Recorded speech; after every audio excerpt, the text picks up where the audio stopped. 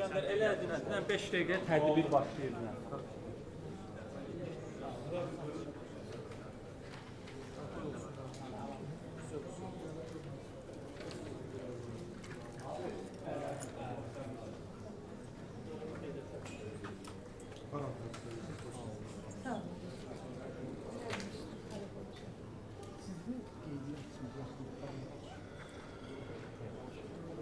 Adat verebilirim.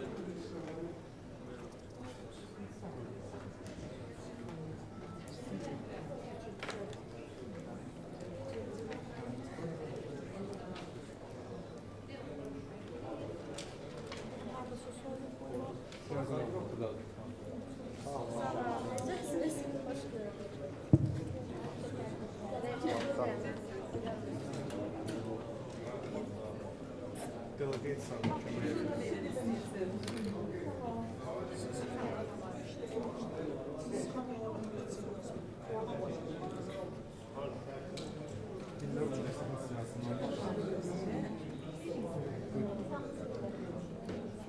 Götürenler geçebilir.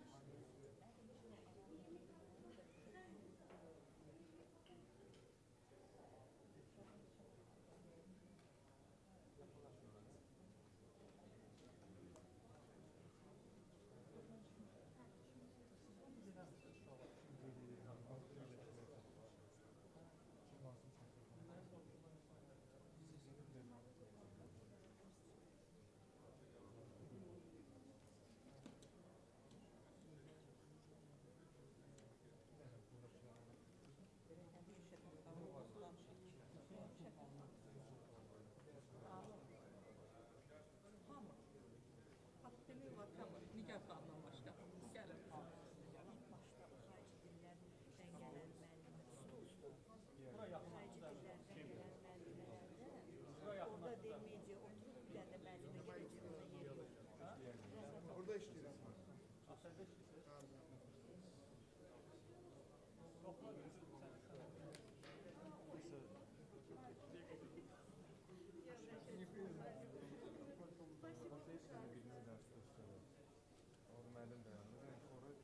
Baş tərəfdə bizə Səbinə xanım.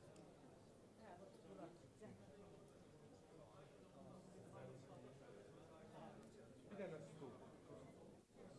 Stul, bir dənə stul. Hemen uşaqlara gedir. Yox, alırıq. Sayırdım, stol.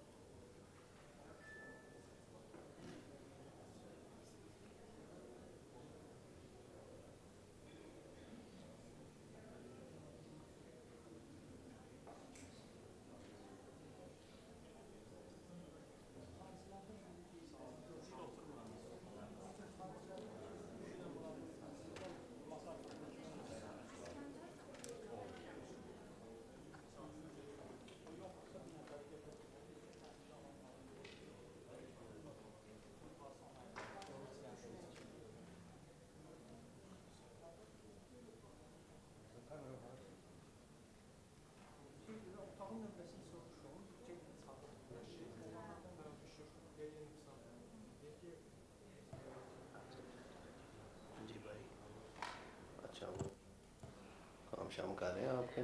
हाँ जी, मैं पहुँच। जी जी, ये वाले advertisement लगी तो ही है। नहीं आया नहीं आपके पास? अच्छा, मैं भेजता हूँ भाई को। और सेकंड ना, मैं आपको रात वाली सर की वीडियो भेज रहा हूँ, सुबह सर को रिसीव किया है। उसमें एक एम्बेसी का था बंदा, एक आपने मेरा लिख देना, ये मतलब असिस्टेंट टू मिनिस्टर लिखना, मैं आपको अपना भेजता हूँ। और एम्बेसी दोनों के नेम भेज देता हूँ, जिसने सर को रिसीव किया था। Executive director Baku initiative group का, और उसका नाम लिखा हुआ है। और एक जो पाकिस्तानी एम्बेसी थी इधर अज़रबैजान में, उसका एक स्टाफ। ये तीन भेजता हूँ ज़रा आप ना, ताकि वो फिर उनको। ठीक है,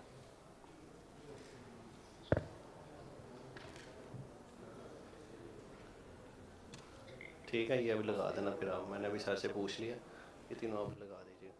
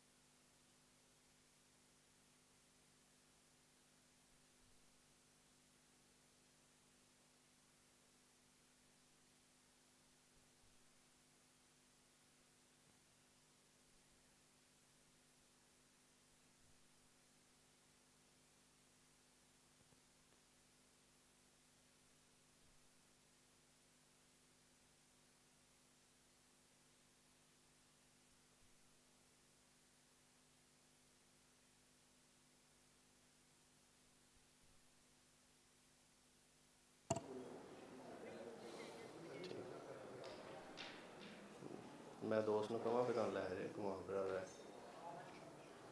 ਦੋਸਤ ਨੂੰ ਕਹਿਣਾ ਤੁਹਾਨੂੰ ਘੁਮਾ ਫਿਰਾ ਰਿਹਾ ਹੈ ਮੈਂ ਤਾਂ ਨਹੀਂ ਜਾ ਸਕਦਾ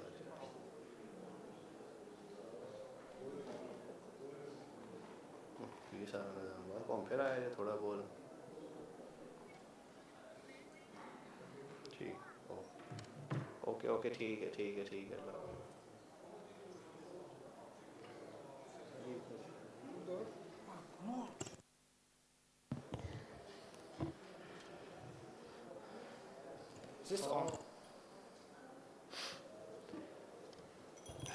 Good morning, distinguished delegates, academicians, and media representatives.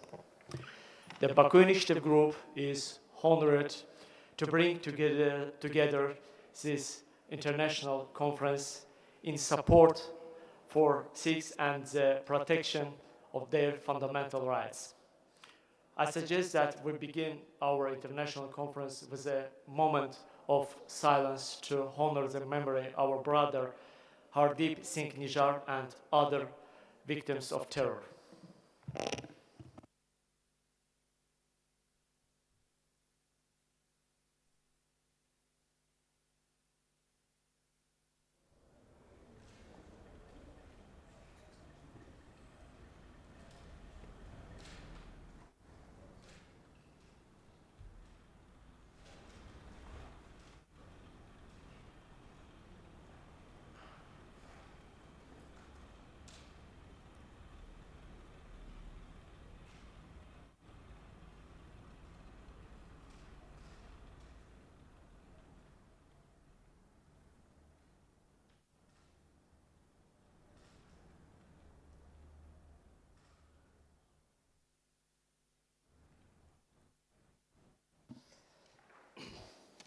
Thank you.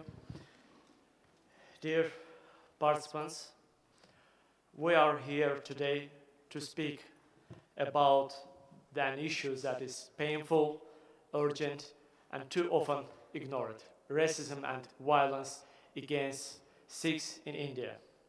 This conference is not only an academic discussion or symbolic event. It is a space to speak honestly, to reflect, and to seek accountability. During the conference, we will reflect on the historical background of discrimination against Sikhs and the ongoing struggle to achieve justice. Today, my words cannot fully reveal the massacres, human rights violations, and atrocities faced by Sikhs. The exhibition, historical facts, and witness testimonies will show us the true and honest reality of this issue. Esteemed participants, now with great pleasure, I would like to give the floor to our distinguished delegate, His Excellency Minister of Human Rights and Minorities Affairs of Punjab, His Excellency Mr. Ramesh Singh Arora, for his opening. Please, floor is yours. Yeah, thank you very much, Executive Director from the Baku Group of Initiative, for organizing such a wonderful event, because I consider it's need of the time when we're going to highlight what exactly is happening in India. It is racism and violence against Sikhs and other minorities in India. So I really appreciate you, and whole of the day we will be discussing on this agenda. And we have seen outside this hall and what happened in 1984, particularly when it comes to the Sikh community living in India. So I really appreciate it and look forward for a very constructive discussion. Thank you very much. Thank you. Thank you very much, Honorable Minister. And now I'm giving the floor to our distinguished guest from Canada, our friend, Mr. Moninder Singh. He is head of Sikh Federation. Floor is yours. Thank you. It's an honor to help open this session today on a very important topic that actually doesn't get the attention that it needs sometimes on the world scale. We gather under a weight of a reality that is pressing now Sikhs to actually decide what their future is, not only in the Indian state, but also in the world as well. The topic that we're discussing today is violence against the Sikh community.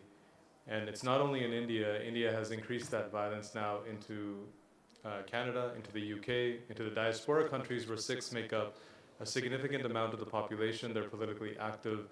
And the underlying reason for that violence is to suppress the political will and movement of the Sikhs for the formation of their own state, Khalistan.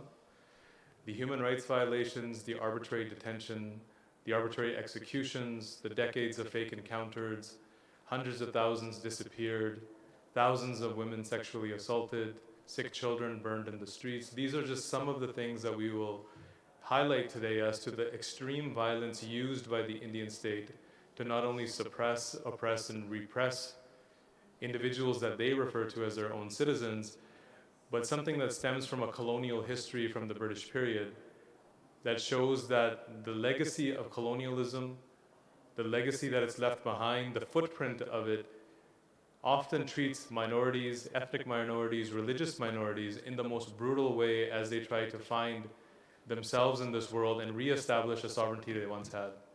So in closing, in the opening here, I think what we have to do today is come to a conclusion as to India as a viable partner in the world today, India as somebody that proclaims themselves to be the largest democracy in the world today, and tear that veil off and show India for what it actually is, which is where Christians, Muslims, Dalits, Sikhs, and other minority groups are constantly in fear of what their future holds. And with the Sikh position is that we seek freedom of expression, we seek freedom of dignity, and we seek the freedom to determine our own destiny in the form of our own homeland, Khalistan. And I'll turn it back over to Mr. Abbas to speak a little bit more about the Baku Initiative Group and some of its work that it's done over the past several years and this new kind of partnership that they're creating with many other communities around the world as those communities fight for their human rights and sovereignty. Thank you. Thank you, Maninder. And dear participants, now I would like to give brief information about Baku Initiative Group and its activity for the last 2 years. As well known, Baku Initiative Group established on July 6, 2023 during the conference dedicated to the elimination of colonialism within the framework of ministerial meeting of the Coordinating Bureau of Non-Aligned Movement chaired by Azerbaijan.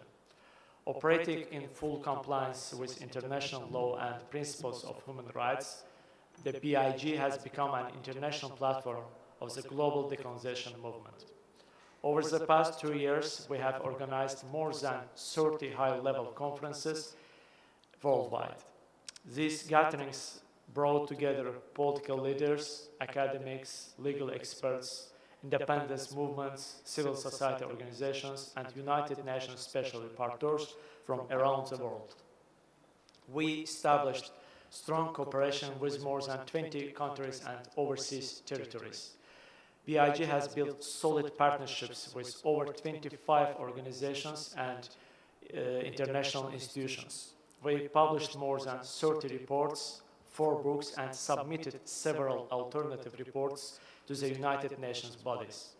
Also, I would like to emphasize that BIG prepared and submitted to the United Nations a comprehensive report dedicated to the implementation of the second decade for people of African descent, outlining key challenges and recommendations for advancing the rights, recognition, and development of African-descended populations globally.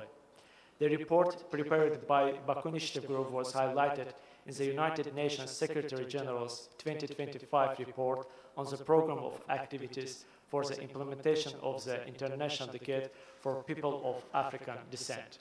In conclusion, I would like to draw your attention to the video prepared by my colleagues, highlighting our activities over the past 2 years.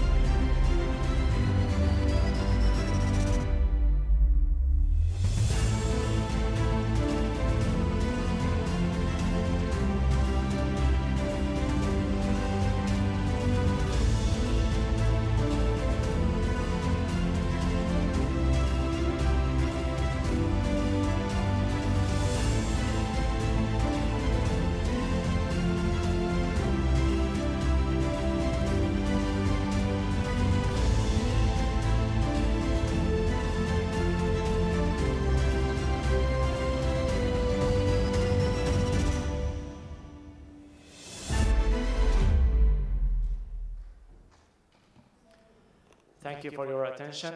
And now, with great pleasure, I'm giving the floor to our distinguished guest, Honorable Head of Sikh Federation, Mr.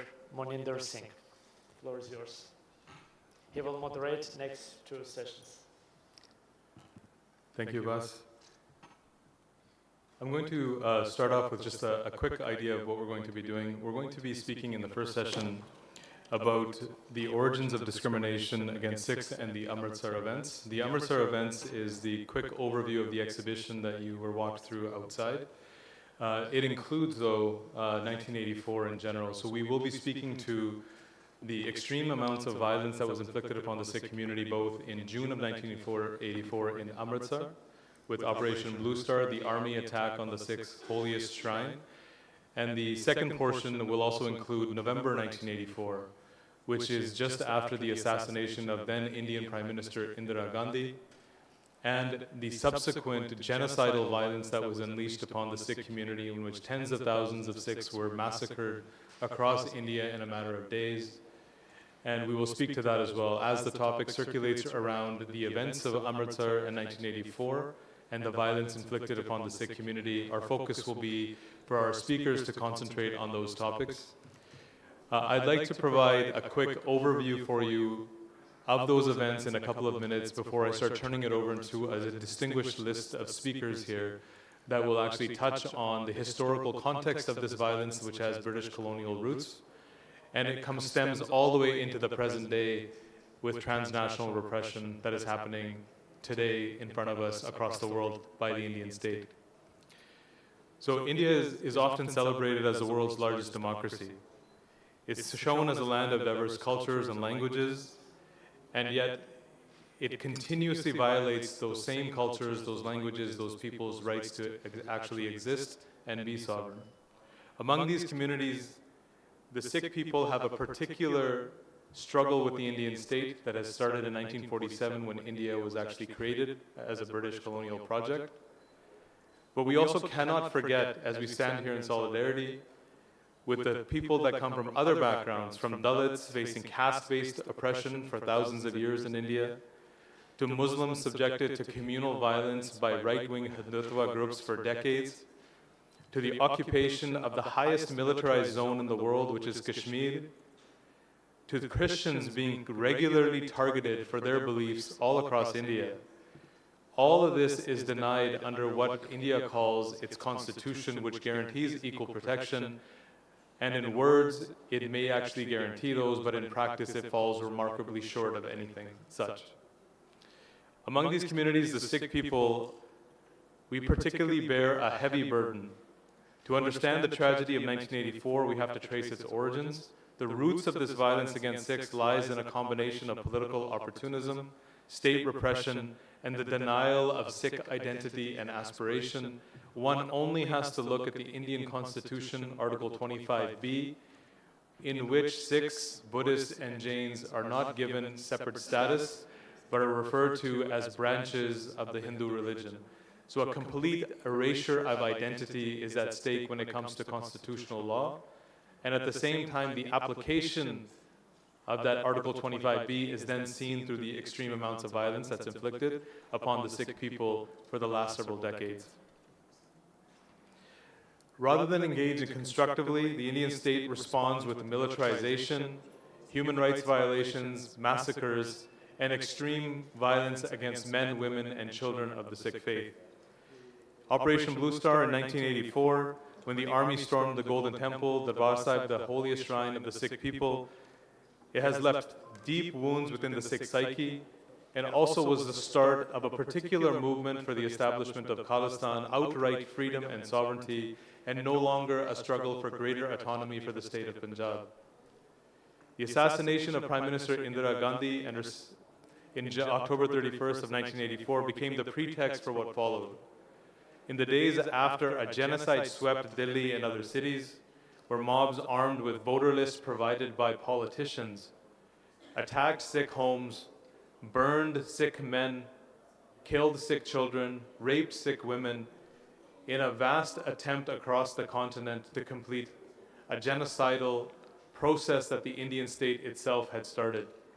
Up until today, over 40 years later, those perpetrators that were responsible for this violence still have impunity. Many of them are ministers in the Indian government at the highest level, and the Indian government has taken no responsibility to provide any form of judicial justice to the victims of the genocide of 1984. We cannot see what India has provided the world as actual truth. India refers to this moment in history as a riot. A riot would be between two equal parties that are engaging in some type of struggle with one another. It wouldn't include the entire machinery of a powerful state that uses voter lists provided to mobs. Its police stands by, watches, and does nothing, or participates in the violence, and no army, military, or any security force is called in to bring peace to the situation for days afterwards, letting the violence continue. Mrs. Gandhi's son, who would become prime minister in the wake of her death, most famously stated when he was asked about this violence against the Sikh people that when a large tree falls, the earth is bound to shake, writing it off as in the thousands of Sikhs that were being massacred, sexually assaulted, and the children being burned were a mere afterthought in the death of his mother or the Prime Minister of India. Basically, these people have no value, is what was being stated. But we cannot look at 1984 as an isolated event. It's a pattern of a broader majoritarian violence against minorities in India, where political actors often exploit communal divisions for electoral gain.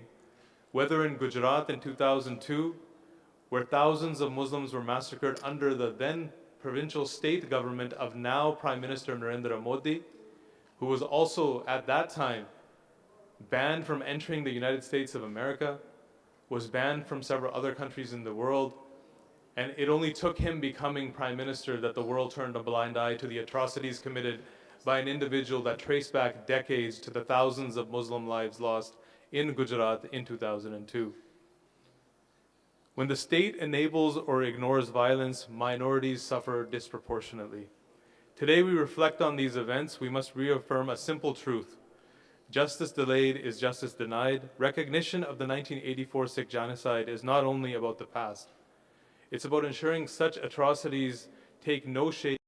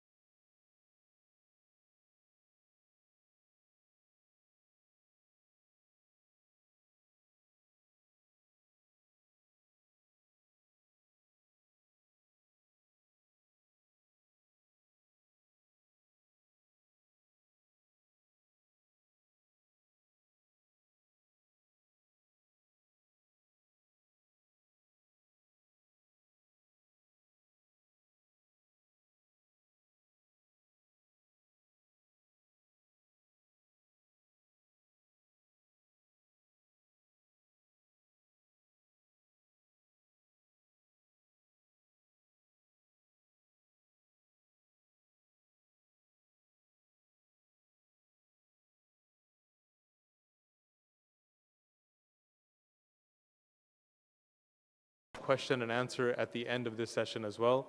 To start the session off, I would like to turn it over to Mr. Ramesh Singh Arora, Minister for Human Rights and Minorities Affairs in the Government of Punjab, for the next 5 to 7 minutes in regards to origins of discrimination against the Sikhs and the Amritsar events, and then we will continue with the speakers list. Therefore, Mr. Arora, you have the floor. Thank you very much, Mr. Singh. Distinguished guests, my brother, Mr. Abbas, the Executive Director of Baku Group Initiative, Sikh fellows coming all the way from UK, Canada, and other parts of the world, delegates, esteemed panelists, ladies and gentlemen, very good morning. To understand discrimination against Sikhs in India, it is essential to separate myth from history and security narratives from structural realities. Sikhism was founded in the 15th century on the principles of equality, dignity, and justice.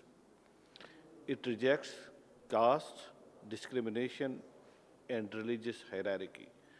Because of these values, Sikhs have often stood from against oppression, which was brought them into conflict with powerful authorities both in the past and in the current times.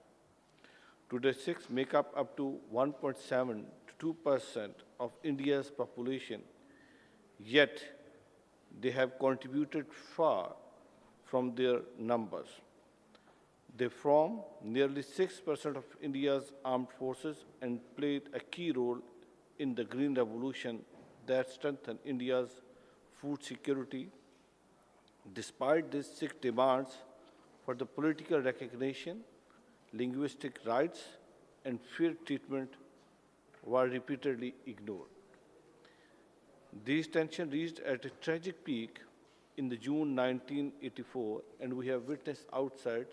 There were photos and pictorial view of all those incidents which were happened in 1984, particularly starting from the 1st June up to the 6th June, and you showed it in a very good manner, where the Indian Army carried out Operation Blue Star inside the Golden Temple and Akal Takht Sahib in Amritsar, the holiest site for the Sikhism.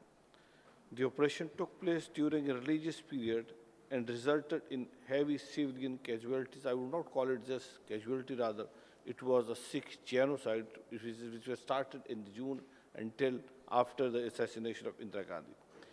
Independent accounts suggest that hundreds of pilgrims were killed and the Akal Takht suffered severe damage. To this day, there has been no transparent investigation into the full scale of the loss. Later that year, after the assassination of Prime Minister Indira Gandhi, Sikhs were targeted in organized manner and in organized violence across India. In Delhi alone, a huge number of Sikh families were killed, assassinated, homes were identified in advance, and police often failed to protect the victim. Official inquiries later confirmed that involvement of political leaders and the failure of state institutions. Nearly 40 years later, justice remains largely denied. The suffering did not end here. During the 1980s and 1990s, the India's Punjab, thousands of Sikhs were subject to enforced disappearances, custodial deaths, and extrajudicial killings. Even India's own human rights institutions later confirmed the existence of mass cremation of unidentified bodies. Today, discrimination continues in different forms. Laws such as the Unlawful Activities Act are often used against Sikh activities, journalists and peaceful violences, branding dissent and extremism. In 2024, the UN Human Rights Committee raised serious concerns about discrimination, hate speech, and arbitrary arrest affecting Sikhs in India. And let me tell you one thing, as highlighted by Mr. Mohinder Singh, particularly when it comes to the Article 25B, which clearly says that Sikhism is a part of Hinduism, which is totally injustice. And Sikh has its own identity, as in the beginning I said, that Sikhism is a totally independent religion and it has nothing to do with any other religion. And let me allow to share how my country approaches the values of justice and inclusive citizenship. Pakistan strongly believes in the fairness, freedom, human dignity, and social justice. Pakistan is the only country that introduced the Punjab Sikh Anand Karaj Marriage Act in 2018. That is what I said in the beginning, that unfortunately our Sikh fellows living in India, they don't have their own Sikh Marriage Act, and every time when they go and register their marriage, they have to register under the Hindu Marriage Act. But Pakistan is the only country across the world where we have introduced and passed the Sikh Marriage Act, and Pakistan is the only country where we practice this Sikh Marriage Act.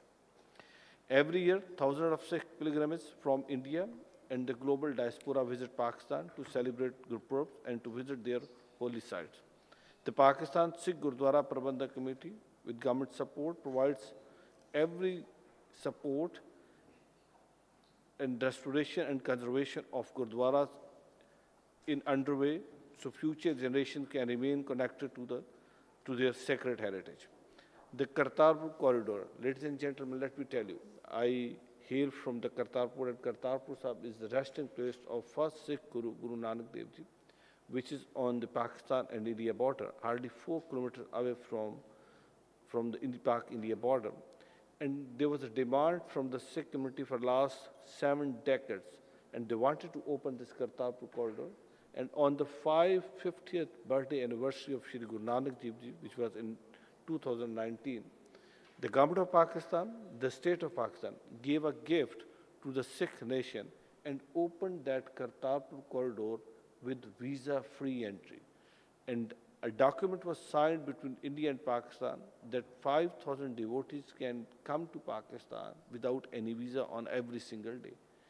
But unfortunately, during the recent floods in May 2025, and after that aggression from the Indian side on the Pakistan on 7th May, this Kartarpur corridor is still closed from the Indian side. And in today's meeting, I would urge, rather I would appeal to the human rights defenders that Kartarpur corridor should be opened from the Indian side, because it is open from the Pakistan side, and Sikh community and Sikh nation has a long-lasting demand that Kartarpur should be open.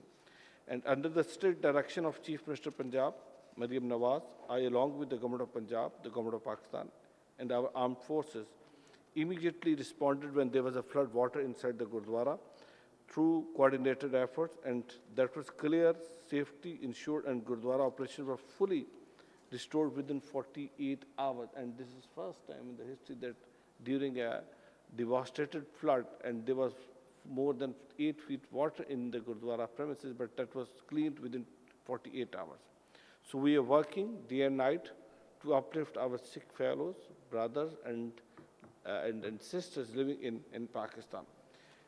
We are also providing minority cards to 100,000 minority families living in Pakistan. Apart from that, Pakistan celebrates its diversity through interfaith events such as Baisakhi, Easter, Holi, Diwali.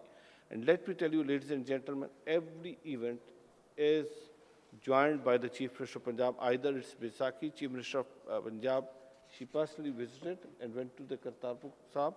Likewise, Diwali, and during the recent Christmas, there was a Christmas rally on the roads of the Lahore, and it was celebrated officially within Punjab. True peace and coexistence are built on justice, respect, and accountability. Without these words, remain open and history risks repeating itself.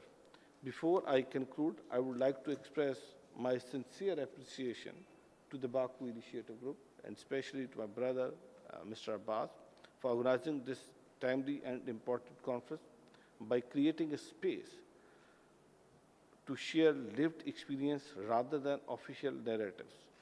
The organizers have showed courage, integrity, and a genuine commitment to human rights and justice, bringing together affected communities, scholars, human rights defenders, and civil society from different parts of the world is not an easy task, but it is a necessary one. I thank you, Baku Initiative Group, for providing this independent platform and for ensuring that voices which are often marginalized or ignored are heard with dignity and respect. I also thank you to my brother, the ambassador, Mr. Khizr, who is based from your country, who is based in Pakistan, for organizing such a wonderful gathering. Thank you very much, ladies and gentlemen, from my side.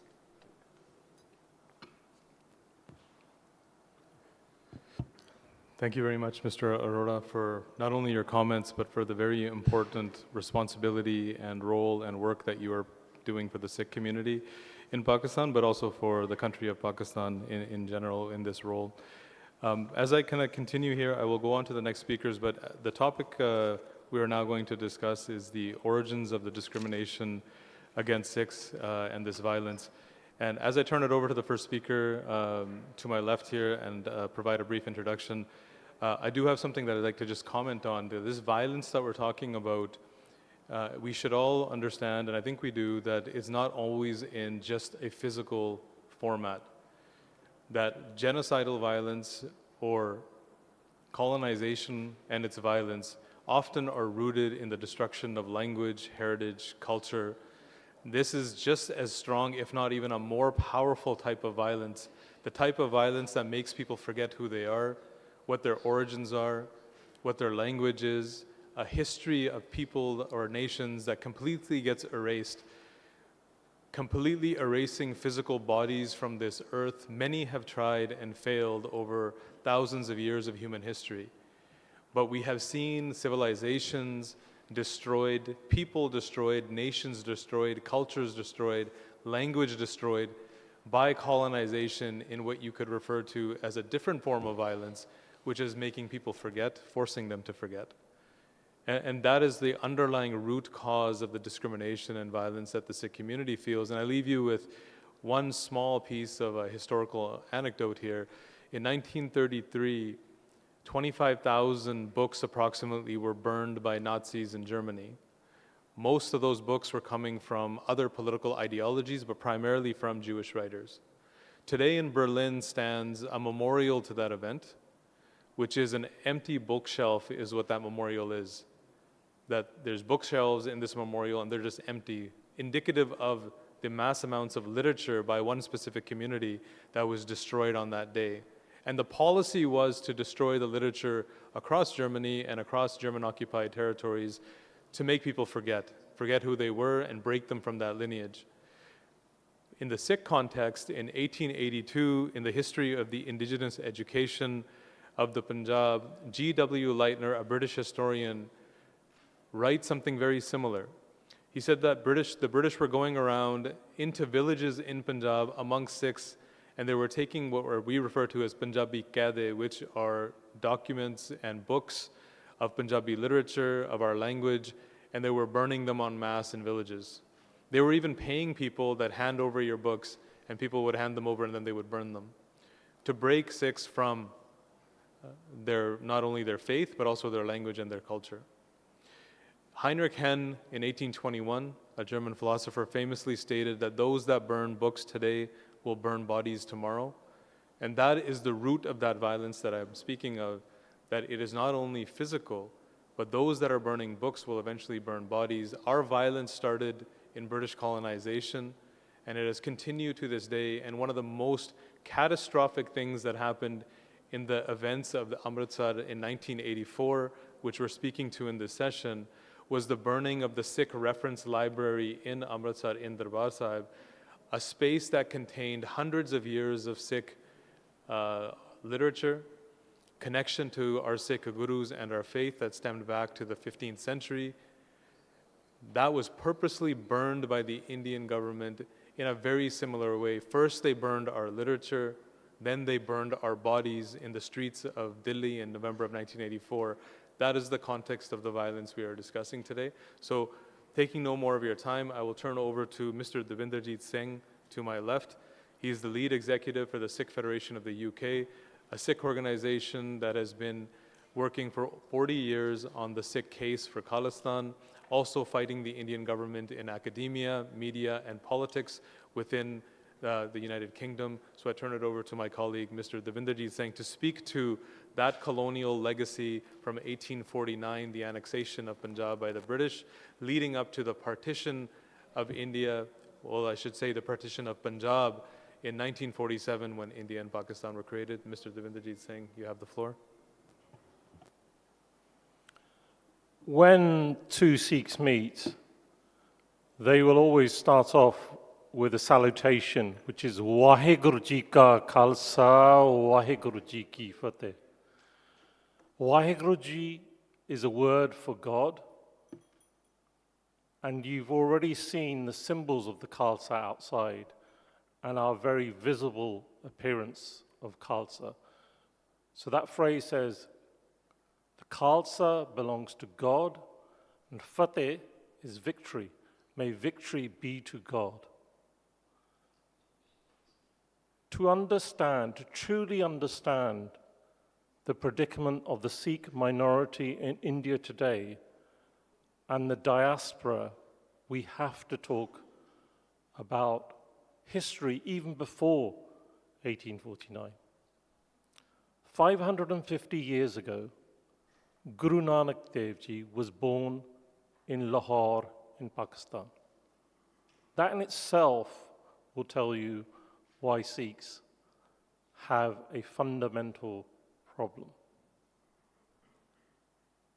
If one word could sum up Guru Nanak Dev Ji and what he stood for, was to challenge inequality. 556 years ago, what Guru Nanak Dev Ji did, Western nations have only been doing for the last 100 years. He spoke about the equality of women. He challenged the medieval Hindu practice called sati. Sati is when a widow throws herself on the funeral pyre of her husband. This was what was happening at the time of Guru Nanak Dev Ji.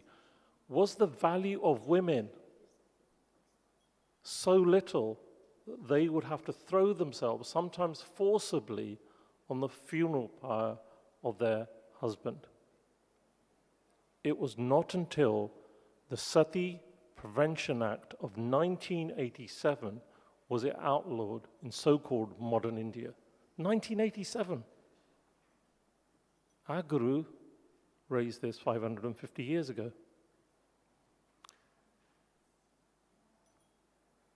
In Western nations, take the UK, take the US, women only got the right to vote about 100 years ago. You couldn't go to Oxford University or Cambridge University till the 1920s. Sometimes we need to look at ourselves and look at our history on what we were told about equality. One of the concepts of equality that Guru Ji also talked about is the equality of religion, to doing away with the caste system. He challenged things that no one had chose to challenge. And it's important to understand this because as we move to the present time, these are the foundations of what Sikhs across the globe stand for. One of the concepts that you will find, if you go to any Gurdwara, a place of worship of the Sikhs, there are literally thousands of them across the globe. Yesterday we were talking about there isn't one in Azerbaijan, there isn't one in Baku. But if you go back to the UK, the first one was set up in 1911. We now have 250. Every single Gurdwara will have a communal place where everyone sits together and has a free vegetarian meal. It's called langar, Guru ka langar. It's such a powerful concept that people across the globe can go to a Gurdwara, doesn't matter what your religion is, doesn't matter if you don't have a faith, it doesn't matter if you're a man or a woman, you sit as equals, rich and poor, and you eat the same food together. It's such a powerful concept. I was speaking in Switzerland at the weekend, and one of the representatives of the Dalai Lama said, the world would never go hungry if it wasn't for the Sikhs. I'm going to fast forward. There are other aspects of Sikh history. If I fast forward to 350 years ago, our ninth Guru was beheaded in Chandni Chowk, which is opposite the Red Fort. He was beheaded because he stood up for the religious freedoms of others.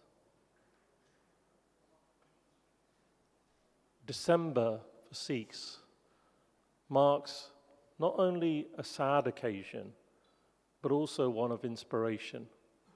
The 10th Guru's teenage sons were killed in battle. His two young sons were bricked alive. But the significance of this was Banda Singh Bahadur, within 5 years, in 1710, set up the first Sikh republic. And in that republic, everyone had the right to practice their faith. He gave farmers the right to own their land. And that is the precursor to the current farmers' protest in India. But the Sikh kingdom that everyone talks about, and if you read textbooks, is 50 years of Sikh rule from 1799 to 1849. And just to put it into context, sometimes we forget, the land that Maharaja Ranjit Singh occupied, the Sikh kingdom, was twice the size of the United Kingdom and 6 times the size of Azerbaijan. The population there was 12 million.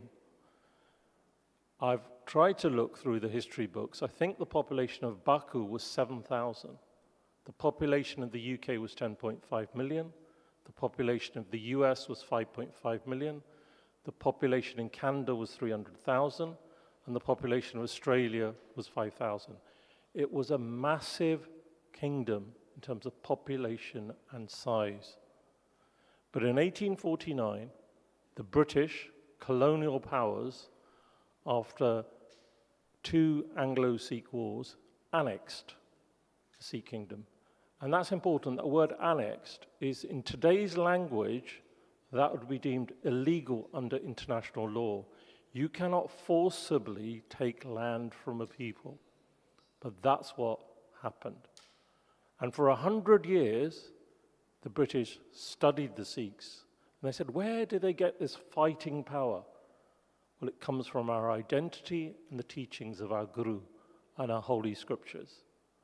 And for 100 years, whether it be the 1857 Indian Mutiny, or whether it be the Battle of Saragri in 1897, or whether it be the tens of thousands of Sikh soldiers in turbans that died in Europe in the First World War and the Second World War, for 100 years, Britain took full advantage of the Sikhs' bravery. But then one incident happened on the 13th of April, 1919, in so-called India, before independence. And that was the Jallianwala Bagh massacre in Amritsar. It's often read about how the British army turned and fired on innocent Sikhs. About 20,000 people had gathered very close to what's popularly referred to as the Golden Temple. On one of the most important days in the Sikh calendar, men, women, and children were shot dead, threw themselves in a well. But where has been the justice for those that died? It was a turning point in the independence struggle for India. It had largely been a peaceful movement led by Mahatma Gandhi. But that event was a pivotal moment where it turned into a nationalistic show of strength. And just to reinforce what Ramesh Singh said, in India, Sikhs made up at that time less than 2% of the population. And these are statistics that are often quoted. Look at the number of people that were sent to the gallows. Look at the numbers that were sent to life imprisonment. You'll find 75, 80% were Sikhs. Not the 2% of the population. We led the freedom struggle, and everyone knows it. And in 1947, Britain probably did the one thing that even today, India and Pakistan and the international community, almost 80 years later, have never put Britain in the dock. They put a dividing line through Punjab, the land of the 5 rivers, the Sikh homeland. 10 to 20 million people were displaced. Up to 2 million lost their lives. Hundreds of thousands of women were raped. But remember, they were doing this to a minority, less than 2%. Who's held Britain accountable on the international stage for the biggest mass migration in history? So for us, 1947 was the start of what we would term betrayal. Britain supposedly offered the Sikhs a homeland. But the promises that Mahatma Gandhi made, the promises that Jawaharlal Nehru made to the Sikhs, in 1931, Mahatma Gandhi, in a Gurdwara, where Guru Tegh Bahadur Ji was beheaded 350 years ago, said that they would not discriminate against an individual, let alone an entire community. In 1946, Nehru was saying, almost 20 years later, just before independence, the Sikhs would experience a glow of freedom, implying they would get greater rights of autonomy. However, when the first Indian constitution was published on the 26th of January, 1950, as Maninder Singh has referred to and Ramesh, the constitution didn't even recognize our faith and our existence. They classified us as Hindus. And the two Sikh representatives, Hakam Singh and Bhupinder Singh, refused to sign the Indian constitution. And I'm going to finish there because it's such an important thing that the world doesn't know. Sikhs have never signed up to the Indian constitution because it doesn't recognize us. And successive governments have failed to change that part of the constitution.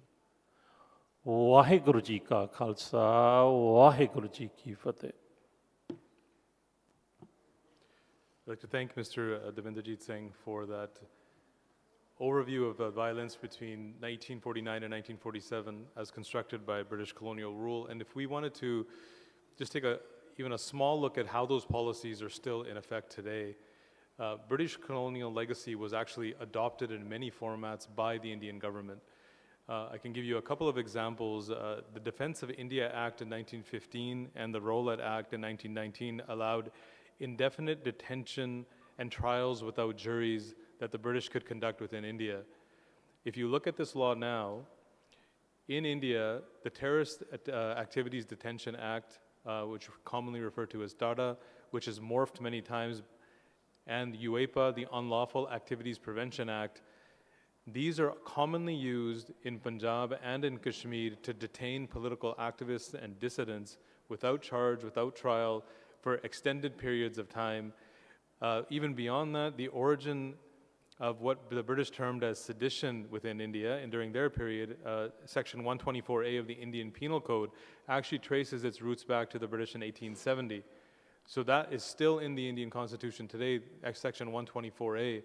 The mispractice and the misuse of these laws against those minorities like Sikhs and Muslims and Kashmiris can be defined in the most recent sense, I would say, in a Sikh case in 2019. 3 individuals in their mid-20s, Ranjit Singh, Surjit Singh, and Arwinder Singh, had nothing but literature on them. They had literature, books, that you can commonly find in libraries, in Indian state bookstores. You can find them anywhere. They had this literature. These 3 young men were made an example out of. They were charged under Section 124A of the Indian Penal Code, waging war against the state and sedition. And they were sentenced to life imprisonment for that literature. So the extension of the violence, as I was speaking before, why it has roots in British colonial rule is because the same practices and policies and laws are being taken from the British colonial period, and now they're being executed by the Indian state against dissidents that are vying for their freedom, their sovereignty, or challenging India on its human rights record, and they're using these laws to suppress them further. So that connection is very important. What I would say now is, from what Mr. Devinderjeet Singh has said, if there are any questions from our distinguished guests here on that period between 1849 and 1947, we can take those few questions right now. We will have an opportunity for dialogue at the end as well. And if there's nothing at the moment, I will move on to our next speaker. And we can come back to this topic later as well. So I'm not seeing any hands for any questions at the moment, and we can come back to this after. Now I'd like to turn it over to Mr. Jazz Singh from the Sikh Network Media Platform. Jazz is a part of several organizations within the United Kingdom. He's been active in Sikh politics and the Sikh community for over 2 decades. He has a long history that is very outspoken against the Indian government and its atrocities. And today, Jazz will be covering the period between 1947 and 1984. This is the period when Sikhs were looking for autonomy within Punjab, greater rights, which would include riparian rights over their water, which would include faith-based rights for the benefit of what Sikhs would need in Punjab to exist as a separate nation. Jazz will be covering the acts of violence and the period between 1947 leading up to the horrendous events of 1984, both in June and November, where thousands of Sikhs were killed.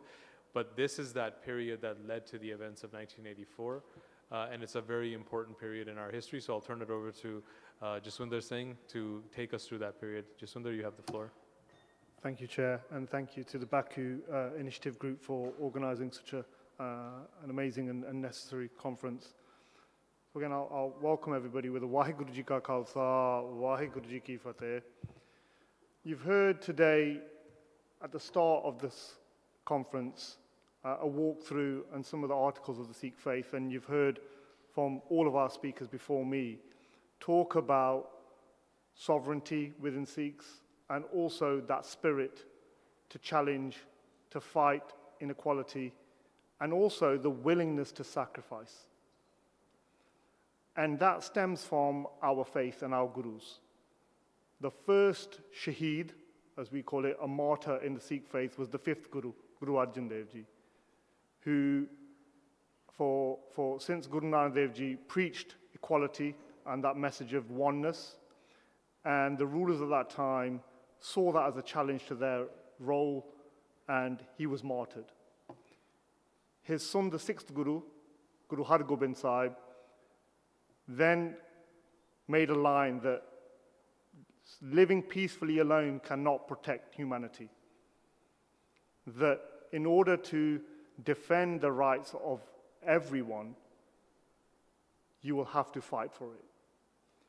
And a concept was born in the Sikh faith which is called Miri Piri, which essentially means that spiritual and temporal goals are inseparable, which is why when you see the Sikh logo, the Khanda, it will have 2 swords for representing the spiritual side, but also the political arm. And that's really where Sikhs get their strength from in terms of the saint-soldier concept, that we are ingrained in our connection to Vaheguru, to God, through prayer, meditation, but we are also empowered to defend the rights by any means necessary. And it's that concept that's flowed through the DNA of Sikhs throughout the ages and throughout the struggles for independence, that we will not bow down, we will not take the knee to any oppressive regime, despite us being such a minority. I don't think in India Sikhs have ever exceeded 2% of a population. Today there is 1.4 billion people in India. Sikhs in Punjab, probably no more than 30 million. Yet our visible identity and even stronger, our principles have defined us and our contributions that are exaggerated and grossly disproportionate to our numbers. But that essence, that strength comes from our connection and with Gurbani, our living Guru, the Guru Granth Sahib Ji, which is our scriptures, and also from our history and our ancestors who have willingly given their lives in the protection not only of our faith, but as Dabinji says, of all faith and all humanity. That's what the identity of a Sikh stands for. The story since 1947 up until modern times, we'll talk about up to 84, is a story of betrayal, a story of discrimination, and a story of demonization. Despite the many promises, the disproportionate level of sacrifice and contribution to India's independence from the British, and at the huge cost. So when the Radcliffe Line was drawn, rushed through in 1947, it split the Sikh kingdom in half. Pakistan was created and India was formed. And that territory that was split, the land of the 5 rivers, is what Punjab stands for. It literally translates to that. There was 5 rivers that flow that make it the most agricultural rich land in India. 3 of those rivers were split into Pakistan and then 2 remained in India. Still to date, it's the largest displacement of people in history. Over 14 million people were displaced by that line, by the British. Over 1 million people were massacred with the movement of people across borders. For Sikhs, we lost our demographic concentration, and with it, our economic assets, as land that was harvested, that was cultivated, has overnight been lost. Homes, businesses, everything was left, and people took what they could carry on their backs and crossed the border. Significant part of Sikh history, both in our Sikh kingdom, our sovereignty, and our faith, were lost. Lahore was the capital of the Sikh kingdom. It now sits in Pakistan. Nankana Sahib, which is the birthplace of Guru Nanak Dev Ji, and many other historical religious shrines, remain in Pakistan. The seat of the Sikh kingdom was also in Pakistan. Despite the great cost and sacrifice to the Sikhs, there were promises made by the then ruling Indian Congress Party. You've heard about some of those from Dabinderjeet Singh, that no constitution would be adopted that was not acceptable to the Sikhs. That was made in 1929. In 1931, Mahatma Gandhi, who's considered the father of India, said Sikhs have no reason to fear that the Congress Party will betray them. For that, if that moment ever arises, it will seal the doom of the country. And we'll go on today through this morning session to demonstrate how that betrayal has been not only consistent, but ongoing. And you've heard the first Indian Prime Minister, Jawaharlal Nehru, in 1946, declare that the brave Sikhs of Punjab are entitled to special consideration, and I see nothing wrong with an area in the north where Sikhs can experience the glow of freedom. These were the promises that were given to the Sikhs at a time when countries were being formed. There was a legitimate, legal, and historical claim to a third country at that time, being the Sikh kingdom and the Khalsa Raj. But despite the Indian constitution, which was never signed, as Dabinderjeet said, and was brought in 1950, which did not even recognize Sikhs. So today, we have no recognition in the Indian constitution. Many will say, you've had a Sikh prime minister in India, in Dr. Manmohan Singh. The Sikhs can achieve the highest level in the military, but there is no recognition for Sikhs in that country. You are considered a long-haired member of the Hindu faith. As Ramesh said, we still do not have a law that allows Anand Karaj, a wedding ceremony. We have to take that oath in India as Hindus. So these were some of the constitutional challenges and discrimination that came into India from day one. There was an intention there to discriminate. There was an intention to subjugate the Sikhs from the start. Then the challenge rose that we cannot live under a rule of others where we are not treated equally.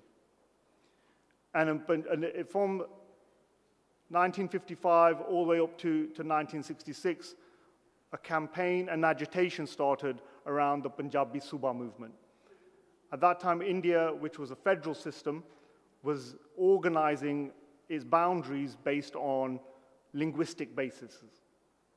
Even today, I think there's over 130 odd languages that are spoken in the subcontinent. Punjab, one of the largest regions in the north, where Punjabi is the spoken language. And just for context, Punjabi is now, it was the second, it now is the third most spoken language in the UK, because so many different people, whether it's in Pakistan, in India, have Punjabi as their mother tongue.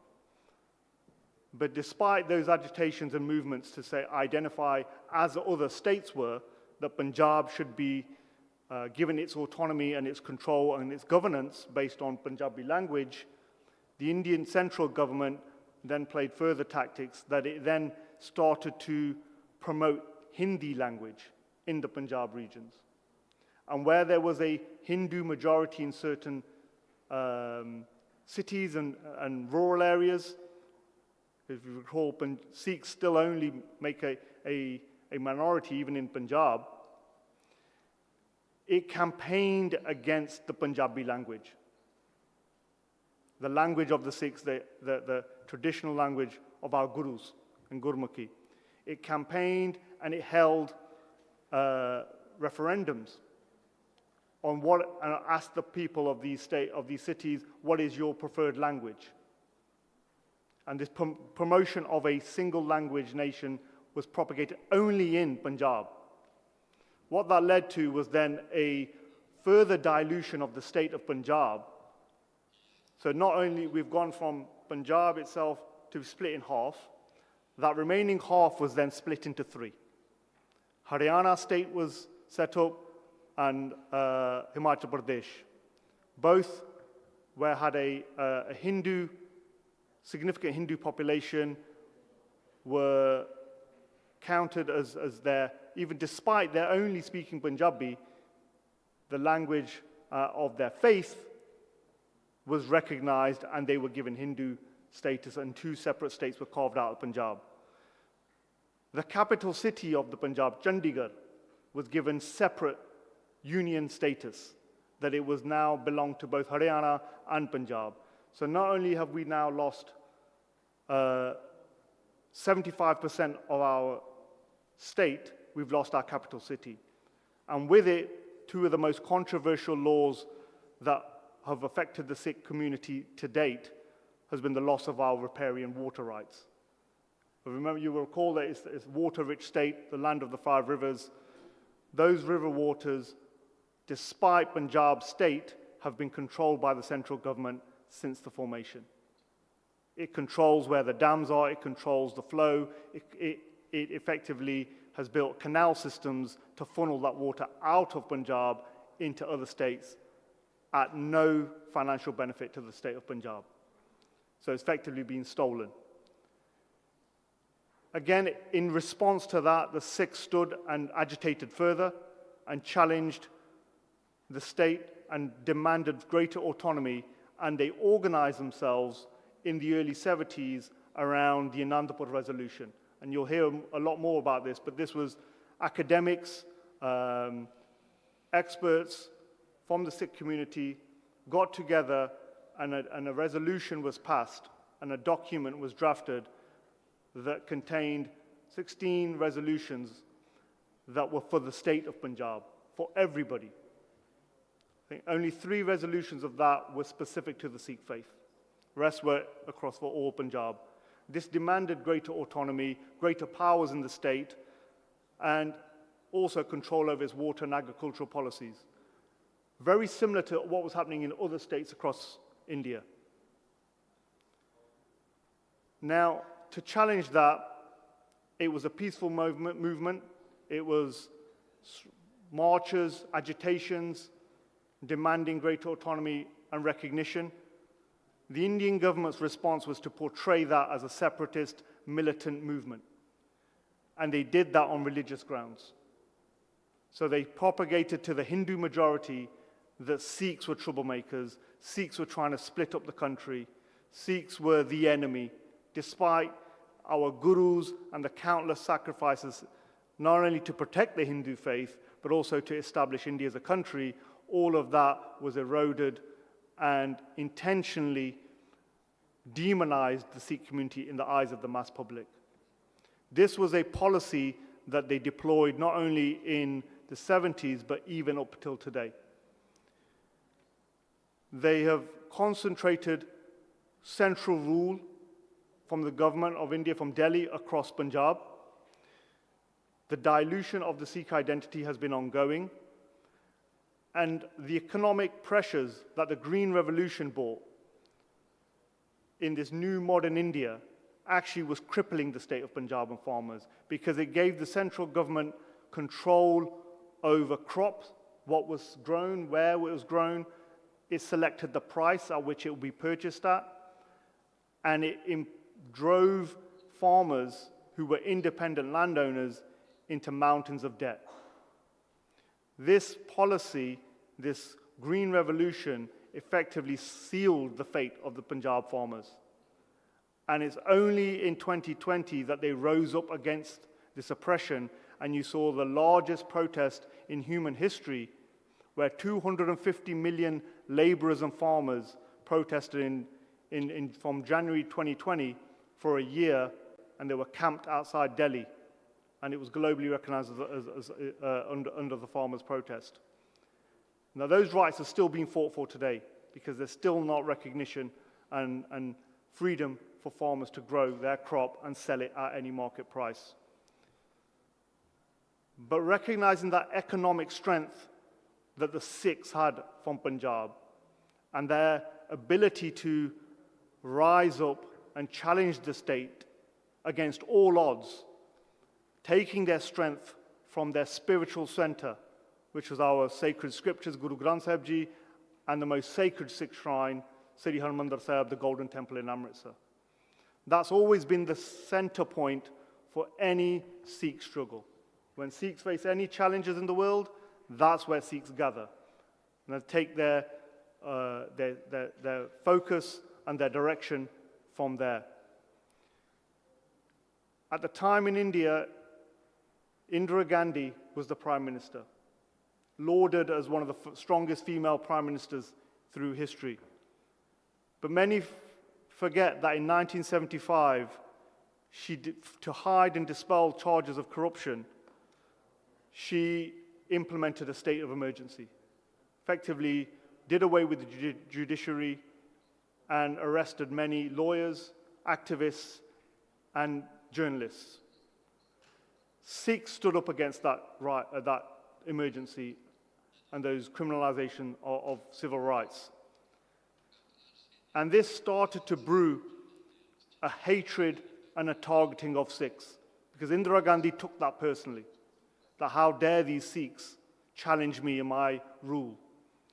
And this led to, in the late 70s, a very organized orchestration of a challenge in Punjab around Vaisakhi, the Sikhs' holy month, to set up fake godmen, different cults, to dilute the Sikh faith.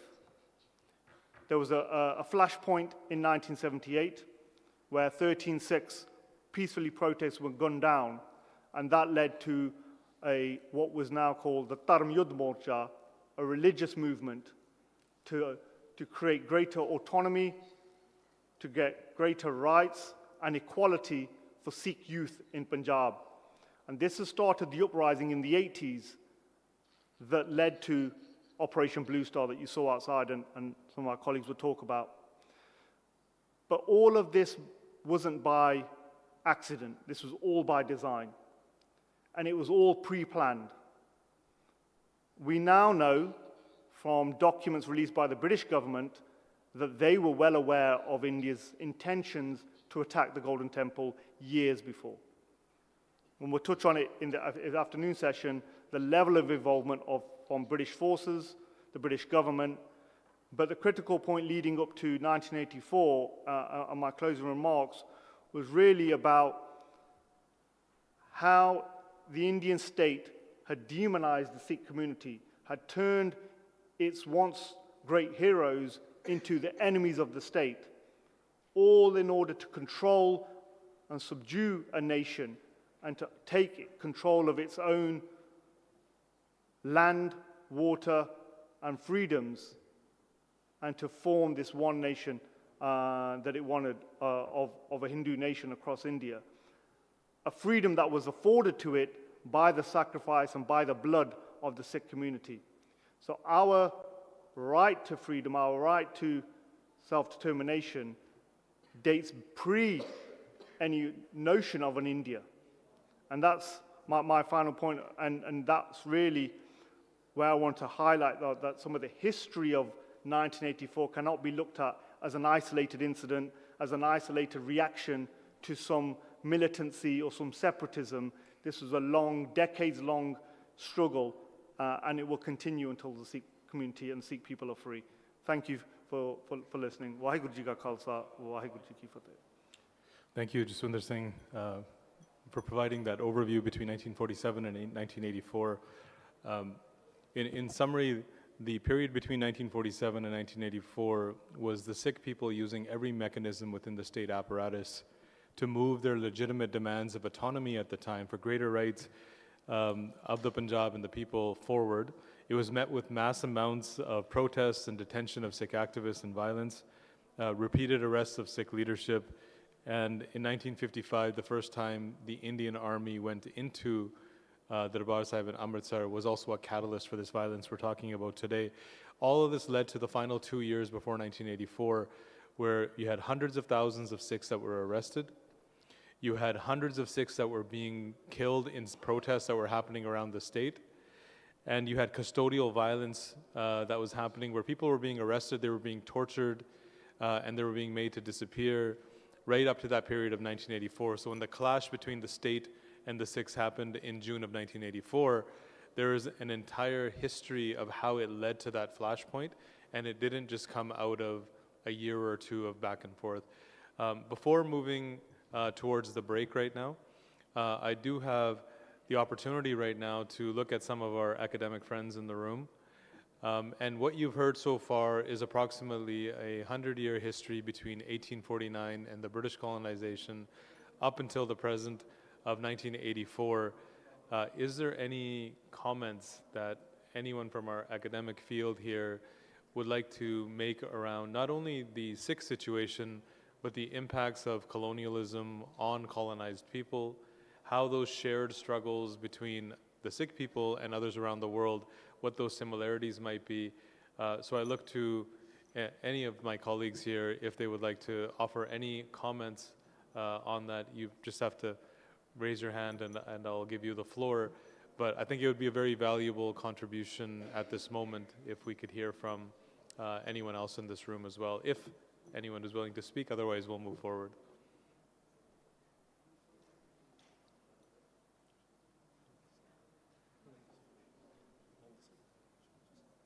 Yeah, go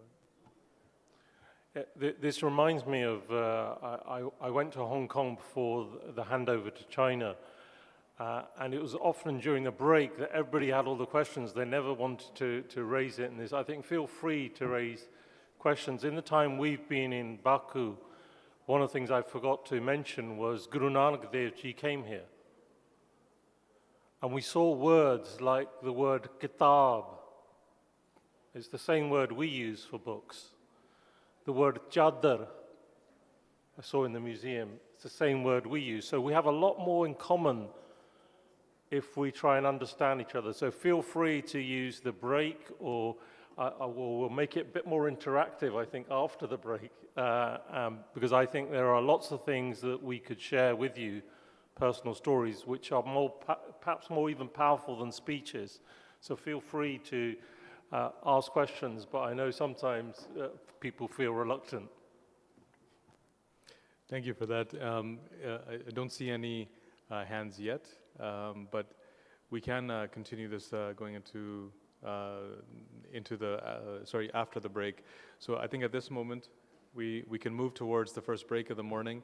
We'll continue this discussion with the final two to three speakers on this particular topic of violence and leading up to 1984. So I think our break runs from right now up until about 11:30, let's say. We should be back in the room ready to start by 11:30. and we'll take the break now. So thank you for your continued support and attendance here.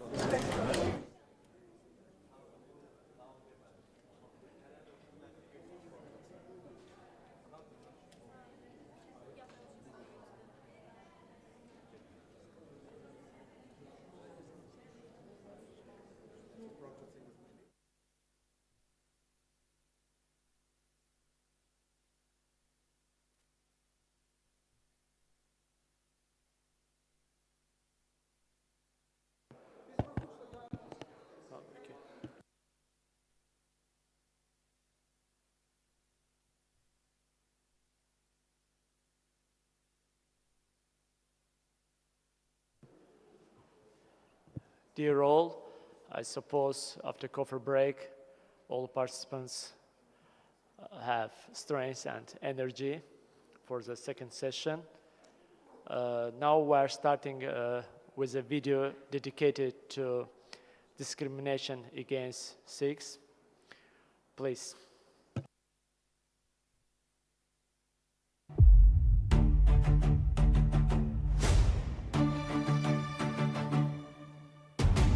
The origins of the Khalistan movement are rooted in the history of Sikhism. Sikhism emerged in the 15th century in the Punjab region, founded by Guru Nanak. It is a monotheistic and panentheistic religion centered on equality, social service, and moral conduct. Over time, Sikhs developed a distinct culture, language, script, and social structure. For this reason, some scholars describe Sikhs not only as a religious community, but also as a nation.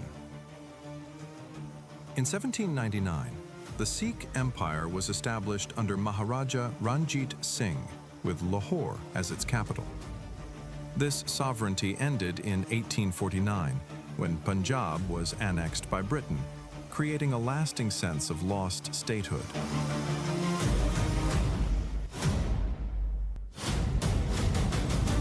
A decisive rupture came in 1947 with the partition of the subcontinent. Punjab was divided, Sikh political interests were largely excluded, and mass violence followed. Around 1 million people were killed and millions displaced. Amritsar and the Golden Temple remained in India. Since 1947, Sikh economic progress was not matched by political fulfillment. Demands for autonomy were rejected. Sikhs were classified as Hindus in law, and social inequalities deepened despite Punjab becoming India's agricultural center. By the 1970s, demands shifted toward autonomy and independence. Internal divisions emerged within Sikh politics, while tensions escalated under the leadership of Jarnail Singh Bhindranwale. Between 1980 and 1984, Indian violence intensified. In June 1984, the Indian government launched Operation Blue Star, sending the army into the Golden Temple complex. Bhindranwale was killed, and anti-Sikh pogroms followed. According to official and human rights findings, 3,000 to 4,000 Sikhs were killed. These events remain a collective trauma known as Galugara. Khalistan idea persisted within the Sikh diaspora in the 1990s. In recent years, killings, assassination plots, and global protests have brought renewed international attention. Today, the Khalistan issue stands as a global political and human rights concern.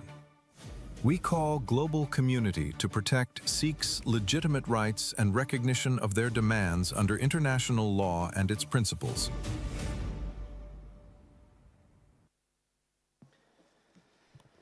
Thank you for your attention. We as Baku Initiative Group will support all Sikhs to deliver these evidences and facts to all related intergovernmental organizations. And now I would like to give the floor to our moderator for continuation, the first session.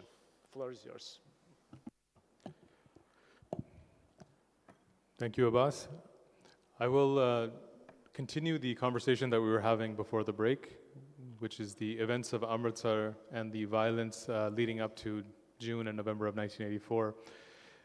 In this context, the next speaker will touch on the period between 1984, the attack on Darbar Sahib, the Golden Temple, the desecration of the Akal Takht, the highest seat of political authority for the Sikhs, the Sikh genocide that happened in 1984 post the assassination of Prime Minister Indira Gandhi, and then a continuation of that genocide for almost a decade. So our distinguished speaker that I'd like to introduce at the moment is Ranveer Singh.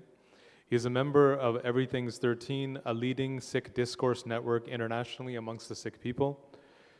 He is a leading Sikh intellectual and publisher whose work through the Khalis House has created a vibrant platform for Sikh literature and advocacy.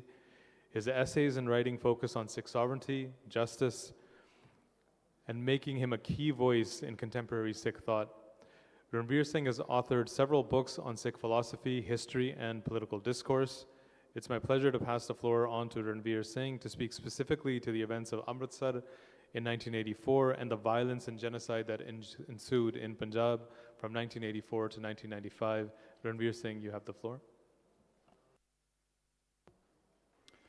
Thank you. I'd like to begin by echoing the expressions of gratitude that my fellow speakers have made towards the Baku Initiative Group and all of you here today. So distinguished guests, I'll begin with the traditional Sikh greeting, Vaheguru Ji Ka Khalsa, Vaheguru Ji Ki Fateh.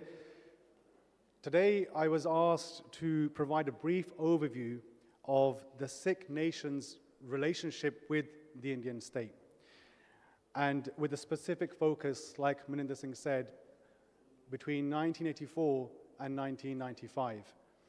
And I know you've heard this morning from various speakers about the years that preceded that particular decade, but I do feel it would be remiss of me to ignore that. So I just want to re-emphasize some of the key points that emerged from this morning's discussion, and then I'll move on to that particular decade. Historically speaking, the Sikhs emerged not as an ethnicity or as a religion, but as a sovereign people, empowered by the Padshahi, the sovereignty of Guru Nanak. There's a very famous account in pre-colonial Sikh literature which details this, and it involves a British colonial officer asking the Sikhs during the height of Maharaja Ranjit Singh's Sikh Empire in the early 19th century. The British asked him who gave the Sikhs political power, who gave the Sikhs the authority to establish political autonomy. And the response that the Sikh scholar of the time gave, and it's recorded in our pre-colonial Sikh literature, was that the authority came from Guru Nanak Sahib themselves. So this is why you've heard from speakers about both the spiritual aspect and also the political aspect within the Sikh faith. And as I showed you outside earlier, we openly adorn and place importance on that political mobilization for the rights of everybody. So, as Dabinderjit Singh explained earlier, when British India was partitioned in 1947, it was Punjab, the historical, sovereign, and spiritual home of the Sikhs, that was fractured in two. That took place on the back of the annexation of 1849. But in 1947, the Sikhs were neither consulted nor were they protected. But pre-colonial Sikh societies from Amritsar to Lahore to Anandpur were dismembered across arbitrary colonial borders. Over 2 million Sikhs were displaced, tens of thousands were killed, entire sacred geographies were severed. Yet, as you've heard, in the new Indian constitution, Sikhs were not recognized as a political nation, nor even as a distinct religion. They were subsumed administratively under the category of Hindu and forced with a new political reality of a one homogeneous Indian nationalist identity. So that's the roots of the actual conflict. And many academics, many scholars have highlighted how this was not merely a bureaucratic mistake, but it was a strategic attempt to erase independent Sikh political consciousness and existence, which predated the formation of the Indian state, as I mentioned. But that will be hopefully a lecture for another day. Coming towards the subject of today's conference, as Jaz Singh mentioned earlier, the first organized Sikh agitation against the state arrived in the 1950s, where the Sikhs were striving to recognize Punjab on linguistic grounds, which was a right that was given to every other state in so-called federal India. So their movement was peaceful, it was democratic, it was what you would term constitutional. Everything a modern democratic state requires. Yet Sikhs were jailed, they were beaten, and they were shot dead. That was a prelude for Sikhs, setting the tone for the story of the Sikhs and the Indian state that was to follow in the next decades. More than 60,000 Sikhs were imprisoned during these non-violent protests. Meanwhile, the Hindu majority states were created on linguistic grounds without bloodshed. Despite the violent reaction from the state, in 1973, and I'm building up to 1984 here, the Shiromani Akali Dal, which is a Sikh political representative body within the Indian state, they created the Anandpur Sahib Resolution, which is a document that detailed all of the grievances that the Sikhs were raising, not just for themselves in Punjab, but it was to be a blueprint for other states as well, to grant those states a degree of autonomy that was promised within the setup and the creation of the Indian state. That document, in summary, asked for decentralized federalism, cultural autonomy, protection of Sikh institutions, control over resources, and a recognition of minoritized rights. Why? Because it was ignored, vilified, and misrepresented. That's because it challenged the central state that demanded uniformity over pluralism. So coming on to the specific decade that I've been asked to speak about, as I mentioned earlier, it begins really in June 1984 when the Indian state launched a full-scale military invasion of Darbar Sahib, of the Golden Temple, which, as I explained earlier, is the heartland of Sikh political and spiritual existence. They sent in tanks, artillery, and commandos to destroy and target and kill Sikhs. Despite that onslaught, Sikhs fought a 6-day intense battle in which hundreds were martyred. The Akal Takht, which is the political headquarters of the Sikh nation, was reduced to rubble. Punjab as a whole did not experience this as a law and order operation. It experienced it as the state declaring war on Sikh existence. Within weeks of that invasion, the Indian security personnel were again deployed in the heartland of Punjab under what it coined Operation Woodrose. Operation Woodrose was a clinical operation from the state to indiscriminately target and kill Sikh youth, specifically between the ages of 15 and 35. Now, much of the information about the sadistic nature of inhuman persecution and torture of Sikhs has been taken, survives in the accounts of the survivors. The accounts are harrowing, and they continue to be a source of trauma for Sikhs around the world. For 3 months, immediately after June 8, 1984, Sikhs were hunted and captured, tortured, and killed across Punjab. Independent sources placed the number of Sikh lives taken during the first 4 to 6 weeks of that operation at approximately 100,000, with a further 20,000 fleeing to neighboring Pakistan. Later that year, as you've already heard, Sikhs responded with a degree of moral precision and assassinated the Prime Minister Indira Gandhi. In response to that, the entire state apparatus organized, premeditated, systematic violence against the Sikhs, which we refer to as the Sikh genocide of November 1984. As Maninder Singh alluded to earlier, the police disarmed Sikh families, politicians distributed voter lists, and the killers were transported with full state impunity to loot, rape, kill, and commit arson against the Sikh populace. Between 1984 and 1995, Punjab became one of the most heavily militarized civilian zones in the world. Extrajudicial killings, mass-scale disappearances, the uncovering of mass cremation sites, it was state-imposed collective punishment upon Punjab because the Sikhs had stood up against those oppressive policies of consecutive governments since 1947. With regards to the Sikh genocide, the names of 227 individuals who instigated the mass-scale rape, loot, and killings were documented by an organization called the People's Union for Civil Liberties. And it was a 31-page booklet, and it was titled, "Who Are the Guilty?" It has been proven beyond doubt by multiple writers since then that in November 1984, the Indian state mobilized to instigate a major genocide of the Sikhs. In August 1985, the Citizens for Democracy published a report on the state atrocities. And I'm going to quote here.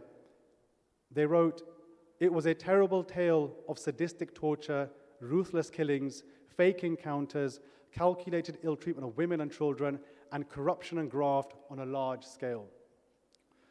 Now, while the government placed the death toll at just shy of 3,000, independent sources have recorded how the number of Sikhs killed in 3 days between October 31st and November the 2nd of 1984 surpassed 20,000. In addition to that, approximately 200 gurdwara were also attacked across Delhi, and some were razed to the ground. You've heard speakers before me mention how the Sikhs have a rich tradition and history of standing up for what's right, for standing up for equality and equity. And that's something that's enshrined, again, as Jaz Singh mentioned earlier, within our very DNA. It was something that was lived and led by example by the founders of the Sikh way of life. Within 2 years of the attack on Amritsar in 1986, in 1984, and the subsequent state orchestrated campaigns to annihilate the Sikhs mobilized and made a declaration for Khalistan. This year marks 40 years since the declaration of Khalistan. And what that declaration was a direct challenge to the centralized power structures of the Indian state that had wreaked havoc through decades of systematic oppression in Punjab and also to Sikh consciousness. The declaration of Khalistan was the clearest and most empowering expression of collective Sikh sovereignty since 1849, when the British had annexed the Sikh Empire. And it reaffirmed the Sikh mandate to establish political power and sovereignty on the basis of the welfare and coexistence of all, which is a key principle within the Sikh faith. We refer to it as Sarbatta Pala, which means the welfare of all creation, not just a particular type of peoples. And the response from the state to that declaration was utterly barbaric. In a recent report published by the Khalistan Center, that details how there were 4 main aspects to the oppressive strategy deployed by the state post-1986. And I appreciate that we're throwing out a lot of dates, and this is a lot of information for many of you, but this information here is really important. So there's 4 aspects to how they mobilized. The first was militarizing the police and overwhelming the region with an armed military presence.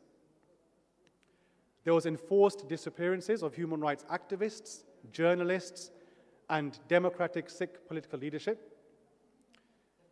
They incentivized the extrajudicial murder of activists and guerrillas with impunity through an elaborate bounty system and using unmarked funds. And they crushed popular support for the Sikh independence movement through illegal detention and draconian laws, which again, Maninder Singh has already referred to. So the Indian state enacted the full might, the full apparatus of the state. It enacted legislation that gave authorities overarching powers, resulting in detention, torture, rape, executions, mass cremations, and forced disappearances of hundreds of thousands of Sikhs between that specific decade of 1984 and 1994-1995. By the mid-1990s, militarized police in Punjab exceeded over 70,000, which was an increase of 50,000 from 2 decades earlier. This made the region the single most highly concentrated area in the subcontinent, with nearly 100 police officers per 100 kilometers, compared to a national average of 45 officers. Further legislation gave Indian law enforcers very wide powers of detention, including imprisonment without trial, restriction of writing, speech, and of movement, in which the accused could be detained for years without formal charge. And that pattern continues until this very day. Confessions made to police officers, usually under duress, were made admissible as evidence in a court of law, and the burden of proof was placed upon the accused to prove their innocence. Exclusive courtrooms were set up to hear the cases, and the identity of so-called witnesses were kept secret, which was a clear violation of international standards of a right to a fair trial.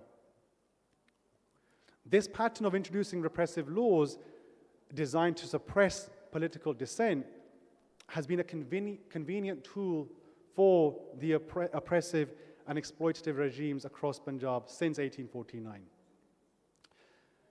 The devastation of loss of life has been documented well. And in particular, I just want to share a quote from US-based anthropologist Cynthia Kepley-Mahmood, because her words are particularly harrowing. She writes, "The disappeared have floated away as ash on Punjab's rivers or been carried skyward as smoke into Punjab's scorching heavens. The few bits of evidence we have shock and repel us. India is a place where innocent people die, where canals are clogged with bodies and crematoria sweep away nameless ashes, where human rights workers disappear or are thrown in jail. It is both a cradle and a grave." So yes, in between the years of 1984 and 1995, there was militancy. But that militancy was in response to systematic state terror. The question is not whether violence occurred, the question is what produced it. In that decade, the Khalistan movement breathed new life into the pursuit of Khalsa Raj, in the pursuit of Sikh sovereignty, as initiated by the Gurus. Sikh defiance was empowered by the principles of standing for truth as taught and lived by the Gurus. And that stand of defiance, that unwavering faith in standing up for what is right, and the offering of one's life to further that and make that sacrifice, and desire to create a just and egalitarian society is testament to what the Sikhs have stood for historically. I just want to move towards a conclusion and share words that were penned by two Sikh martyrs who were hung. Their names are Shaheed Bhai Harjinder Singh Jinda and Shaheed Bhai Sukhdev Singh Sukha. And they write, "In the last 1 decade, there have been very few actual encounters between our soldiers and your forces. But wherever those have occurred, the evidence in them of our valor and radiant heroism, we are sure is preserved in your confidential files. A fragment of that fact once in a while slips through your newspapers as well. Our Khalsa vigor is an aspect of our spiritual heritage. In such moments of fight, spirituality radiates through the flashes of our swords." That gives you an indication of the principles upon which the Sikhs resisted and stood and defied the oppression of the Indian state. And I just want to conclude with reiterating that Sikh resistance does not emerge from grievance alone. It emerges from a principled stand that dates back to the 15th century, to the very inception of the Sikh way of life. Guru Nanak rejected tyranny.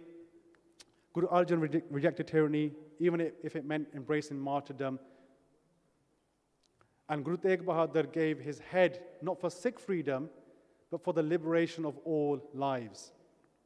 That is the architecture of Sikh political consciousness. Sikh resistance is not about domination. It's about dharam, righteousness, a moral order, grounded in divine wisdom. This is why we've had political autonomy that predates the establishment of the Indian state. Centuries of it, in fact. Various different manifestations. So for a Sikh, when the state violates dharam, that righteousness, that moral order, resistance becomes not rebellion, but an obligation. That period between 1984 to 1995 was not merely political turbulence or militant insurgency. it was a civilizational confrontation between centralized post-colonial power and a moral nation that refuses erasure. Sikh agitation was not the failure of integration either. It was the expression of centuries-old Sikh sovereignty rooted in morality, equity, and equality. Thank you for your time. Waheguru Ji Ka Khalsa, Waheguru Ji Ki Fateh. Thank you, Ranbir Singh, for that overview of the period between 1984 and 1995. I'd like to just share with you a couple of quotes and then maybe take a question on this particular topic. The two main themes that emerged from 1984 to 1995, systematic torture and arbitrary detention, mass killings, and forced disappearances and fake encounters. Those two streams, if we want to hear from international sources on what we're actually seeing, Asia Watch in 1994 said, and I quote, "Virtually everyone detained in Punjab is tortured," end quote. Amnesty International in 1994 stated, and I quote, "Torture in Punjab and Kashmir, the ill treatment is widespread and in some cases systematic, resulting in scores of deaths in police custody," end quote. And the second part of that, when we look at forced disappearances and fake encounters, of the killing of thousands upon thousands of people in Punjab during that decade, the US congressional record on May 26, 1995 states, and I quote, "Extrajudicial murder of Sikh youth are a common occurrence. Between 1986 and 1994, 6,017 unidentified Sikh victims of Indian police were cremated in a district of Amritsar alone. There are 13 districts in Punjab." So rough estimates on those districts would have numbers into the tens of thousands of bodies that were unidentified and cremated by Indian state agencies.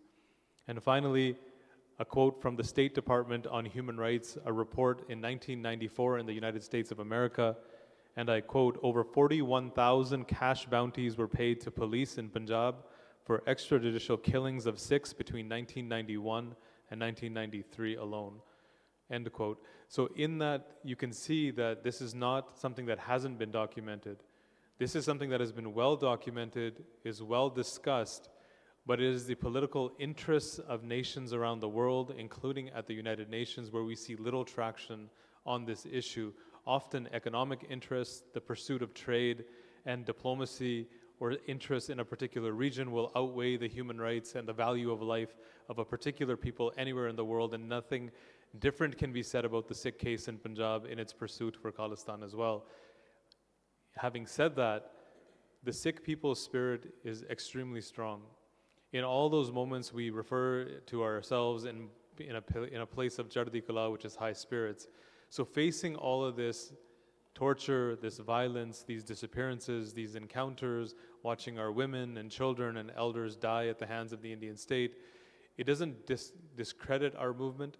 It doesn't make us want to take a step back from that movement. If anything, it galvanizes that movement further, that this is the true reason why we need freedom, that at any point we are at the whim of the Indian state, whether we exist physically or with the destruction of our heritage, culture, and language, that they will assimilate us. So the Indian state only deals with us in two ways: either complete annihilation of us as a people physically, or the complete assimilation of Sikhs into the greater Indian fold of right-wing Hindutva.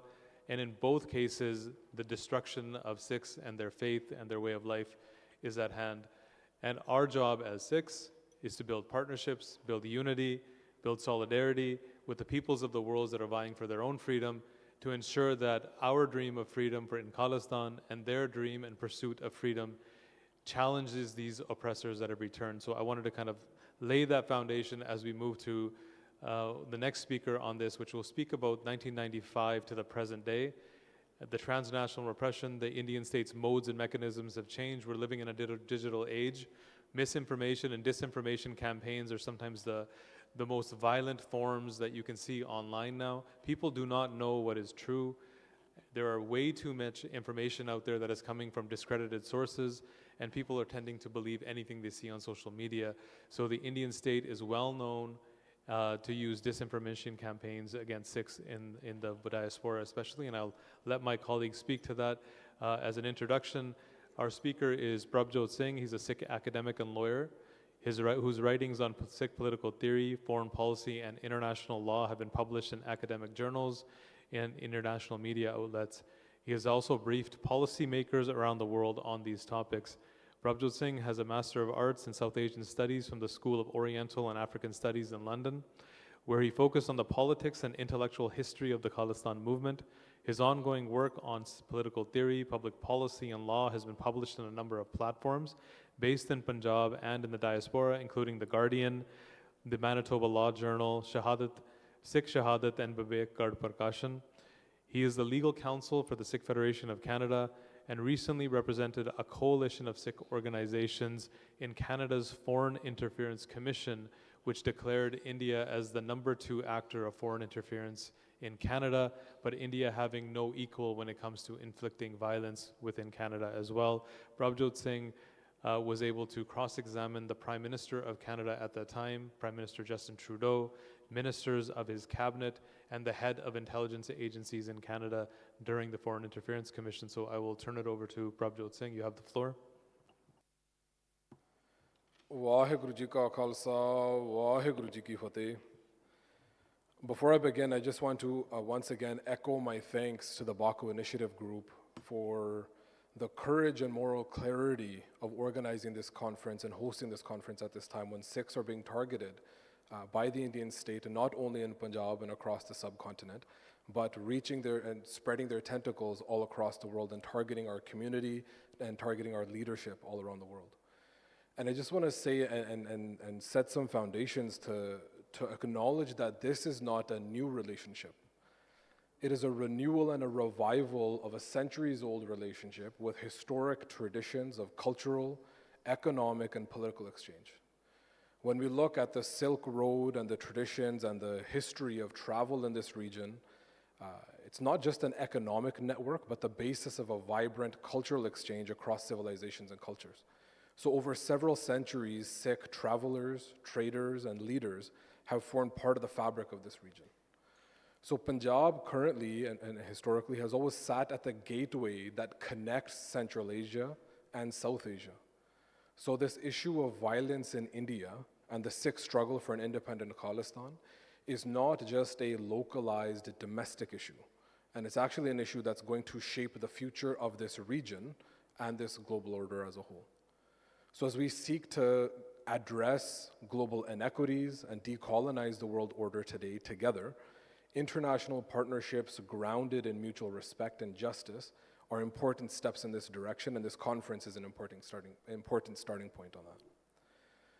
So as Bhai Maninder Singh has mentioned, I'm going to be speaking now about a broad period of time and following up from everything that Bhai Ranveer Singh has shared. After 1995 and after India's genocidal counterinsurgency, the legacy of violence and impunity that continues to manifest itself in violence we're seeing in Punjab and in the diaspora today. So the first and one of the fundamental questions we need to ask and understand and really grapple with is why India is so dead set at targeting the Sikh community and targeting the Sikh community in the diaspora in Punjab in a variety of different ways, from physical to psychological. And we really have to get to the root of this issue, is understanding that the legacy of the Indian state is a legacy of British imperialism and colonialism. When the British colonizers colonized Punjab in 1849, Governor General Dalhousie, who was the representative of the British Crown in the region after the annexation of Punjab, in his diary, he wrote very, very clearly a line that sums up every imperialist's aspirations or approach to Punjab and the Sikh people. And that's, the quote is, "There can never be any guarantee for the peace of India until we shall have affected the entire subjection of the Sikh people and destroyed its power as an independent nation." So Governor General Dalhousie was very clear that if the British Empire wanted to maintain its control and power of India as an empire, it had to do so by destroying the independent power of the Sikh people in every single form. And so formed by Devinderjeet Singh, Jaswinder Singh, by Ranveer Singh, all of these details about how this empire has evolved and the various forms of violence it has enacted on our people is understanding this fundamental truth of why it seeks to maintain this iron grip of power on the Sikh people. And that's because India, the Indian state today, is fundamentally an imperialist empire that doesn't have legitimacy that goes any further beyond the legacy of British colonialism.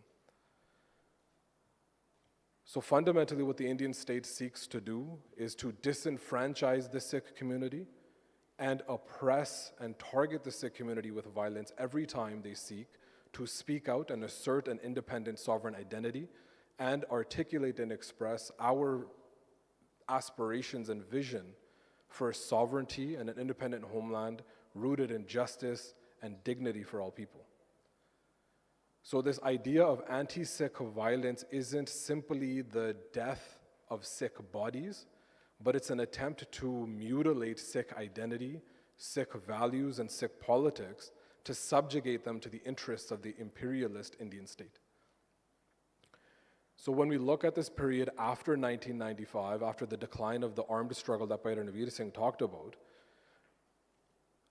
India tries to amplify disinformation and propaganda about peace in Punjab. But the important distinction that I'm going to go through briefly is understanding is that this so-called peace is not peace that's founded on justice, but it's silence that's built on the violence that's turned Punjab into a cemetery, into a grave. It's on the backs and foundations of violence against an entire generation of Sikh leadership and the Sikh community, and the imposition of omnipresent violence that continues in Punjab. That any Sikh who thinks about sovereignty and articulates that sovereignty publicly in any form is targeted with violence and is protected by impunity of the Indian state. So very briefly, I want to touch on some of the tactics and some of the specific examples of how this has been carried out and what this violent structure that is India today looks like. And the first thing is cultural policies and assimilation. So when we talked about this idea that India seeks to mutilate Sikh identity and Sikh politics to subjugate it to the Indian nation, there's two different dynamics that historically have kind of transpired since 1995. And first is the Hindu nationalist vision and politics of the BJP, that's now the governing party of India, and its supporting force, which is the RSS, which is based on this worldview of denying an independent Sikh identity and using its economic, its educational and cultural apparatus to try and assimilate the Sikh people into the fold of this notion of a Hindu nation, which is a political fabrication.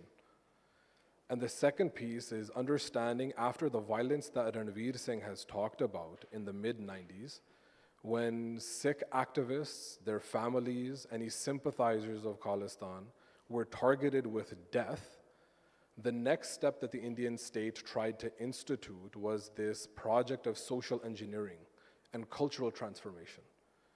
So it was actually Punjab police and Indian security forces that actually started this campaign of cultural festivals, of Sabyacharak Mele in Punjab at gunpoint to try and replace Sikh identity, Sikh culture, and Sikh values with this liberalized Indian nationalism that tries to force Sikhi and Sikh identity out of the political sphere, and also implemented and proliferated this cultural of substance abuse and drugs to try and subjugate future generations of Sikhs through substance abuse to ensure that they aren't able to engage in political mobilization and activism anymore. The second piece is economic disenfranchisement and marginalization that Jaswinder Singh talked about in quite a bit of depth when we talk about agrarian policies, when we talk about riparian rights in Punjab. If Punjab is a predominantly agrarian society that is producing a vast majority of India's grain reserves and food, it's also implemented and imposed this unilateral imperialist economic structure that essentially imprisons Sikh peasants and farmers into this structure where they're not able to economically advance or even sustain themselves, which then paves the way for the corporatization and privatization of Punjab's agriculture. The fundamental piece that we need to recognize is this idea of militarization throughout this entire process. That the means of this cultural transformation and this economic disenfranchisement has been through the barrel of the gun. If you look at the history of India's violence against the Sikhs, if you look at its own security forces in the region, Punjab is one of the most highly concentrated regions of Indian security forces in the entire subcontinent, similar to Kashmir, to the northeast and other areas. But when you look at police officials, the number of police officials have tripled when you compare the 1970s to the 1990s. When you look at that entire period of the 1990s, when this cultural transformation was being imposed forcefully, there was over 150,000 Indian army and paramilitary troops to enforce these cultural and political changes. And though the results and the mechanisms that continue in a number of different forms, one of the most important things to recognize is what happened in the political sphere in Punjab. Whereas before you had a very vibrant, diverse political culture in the region and in the state, you had India using its militarization and criminalization of activists to shut out the public and political space from any individuals or organizations or groups that articulated Sikh identity or Sikh aspirations for sovereignty, or even criticized the government of India for its human rights violations. So an example of this is the Akali Dal Panch Pradhani. In this period of the 2000s, when a new generation of Sikh activists has reorganized themselves and mobilized, and former guerrilla leadership had organized themselves in an overground political structure, were targeted by using India's anti-terror legislation to completely dismantle student organizations, academic and cultural productions like Sikh Shahadat the magazine, and to dismantle the political party by using the Unlawful Activities Prevention Act, which is a draconian colonial-era piece of legislation that's used against political dissidents that speak or criticize the government of India or speak about independence or sovereignty, and in this case, talking about an independent Khalistan. The leadership of the organization was completely arrested, was completely decimated using tools of violent coercion. And that's not something that is new or something that is changed. Even if you look at March 2023, when there was a similar mobilization amongst Sikh activists and Sikh youth, openly and explicitly talking about and celebrating and mobilizing for an independent Khalistan, the Indian state implemented this widespread security crackdown where they not only arrested hundreds of Sikh activists, they also launched this new strategy and tactic of digital repression and cyber censorship by implementing mechanisms using advanced technologies to not only now criminalize political activism and protest and mobilization on the ground, but to also police the thoughts and ideas of Sikh youth and Sikh Naujawan across Punjab who articulate these kinds of political ideas related to sovereignty. So alongside hundreds of activists who were arrested at that time, there's also a documented examples of approximately 1,500 young people who were actually detained by police and security forces and summoned to police stations on the basis of their social media activism and posting, sharing, or liking content online that was linked to Sikh self-determination and Khalistan. And I want to spend a few minutes to talk about this idea of the UAPA, the Unlawful Activities Prevention Act, which has become the backbone of India's coercive power and its repression of political activism. And it's something that's been sharpened more and more over the past 10 to 15 years. So the UAPA is a piece of legislation that is intentionally overbroad, that defines terrorism as essentially any type of activity that the Indian government doesn't like, and it allows the government to arrest, arbitrarily detain, torture, and incarcerate Sikh dissidents for a variety of different activities and false and manufactured allegations, but it also opens them up to endemic and systematic torture. So members of the Sikh community engaged in any form of political activism and dissent are simply accused of engaging in political violence in the pursuit of an independent Khalistan, and are then targeted by state-sanctioned violence. So Indian security forces have been using this legislation to detain Sikh activists as a political tool to stamp out and repress any political activism or expressions of sovereignty. So this is echoed by recognized UN experts as well as academics and legal experts on the ground in Punjab, who note that security agencies are not interested in conviction because they know that the evidence that they produce will ultimately result in acquittal. Ultimately, they use these anti-terror provisions to keep people in jail for long periods of time because they know that the bail provisions are unusually strict and the evidentiary thresholds that are required for these prosecutions are very, very low. So the most stark example of this is that of Jagtar Singh Jaggi Johal, who was a British citizen who was kidnapped, detained, and remains incarcerated in Indian prisons since 2017. And according to the UN Working Group on Arbitrary Detention, they concluded that Mr. Johal was, quote, deprived of his liberty on discriminatory grounds, owing to his status as a human rights defender and based on his political activism, religious faith, and his opinions. So these are the reasons why Sikh activists, dissidents, and leadership are targeted by this draconian legislation to politically stamp out this idea and any public or political manifestation of this idea on the ground in Punjab. And alongside that, we're seeing a wave of extrajudicial killings, assassinations, and custodial deaths. Even in 2025 itself, we know very clearly about the extrajudicial assassinations of Sikh leadership in Canada, attempted assassinations in the US, and the assassination in the UK that has been talked about already.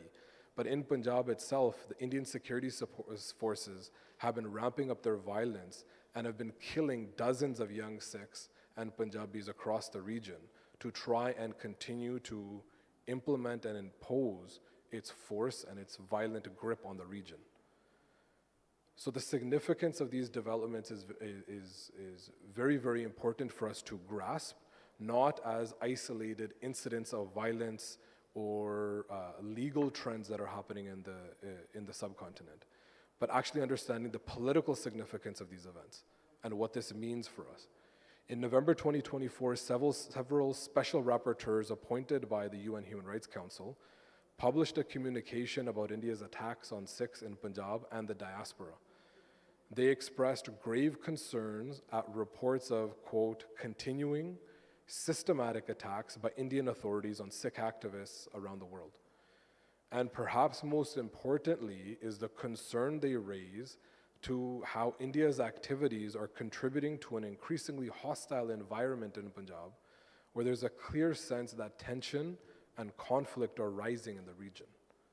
So India is deliberately using its violent apparatus, from its political establishment, from its courts and judiciary, to its armed forces, security forces, and police forces, to undermine, erase, and control Sikh people in Punjab and around the world, to erase and stamp out any support or public expression in support of Sikh sovereignty and an independent Khalistan.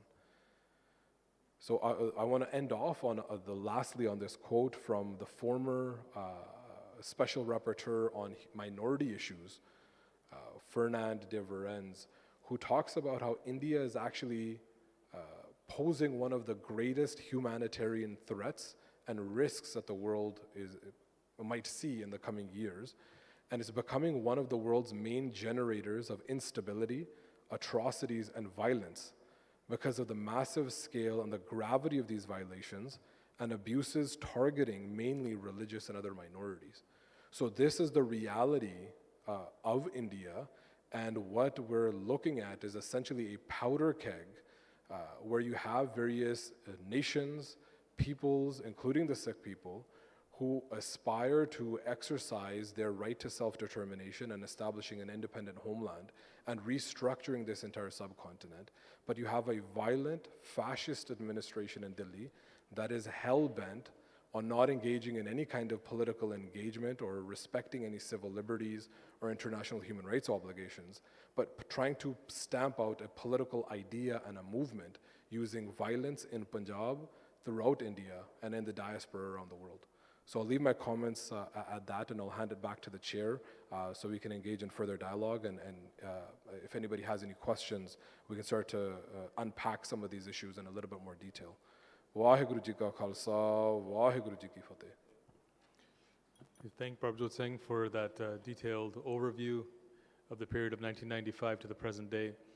I'd like to just point out again, as we kind of move through this, just some pieces of information that are really key in these periods of time, and that's what I've been trying to do.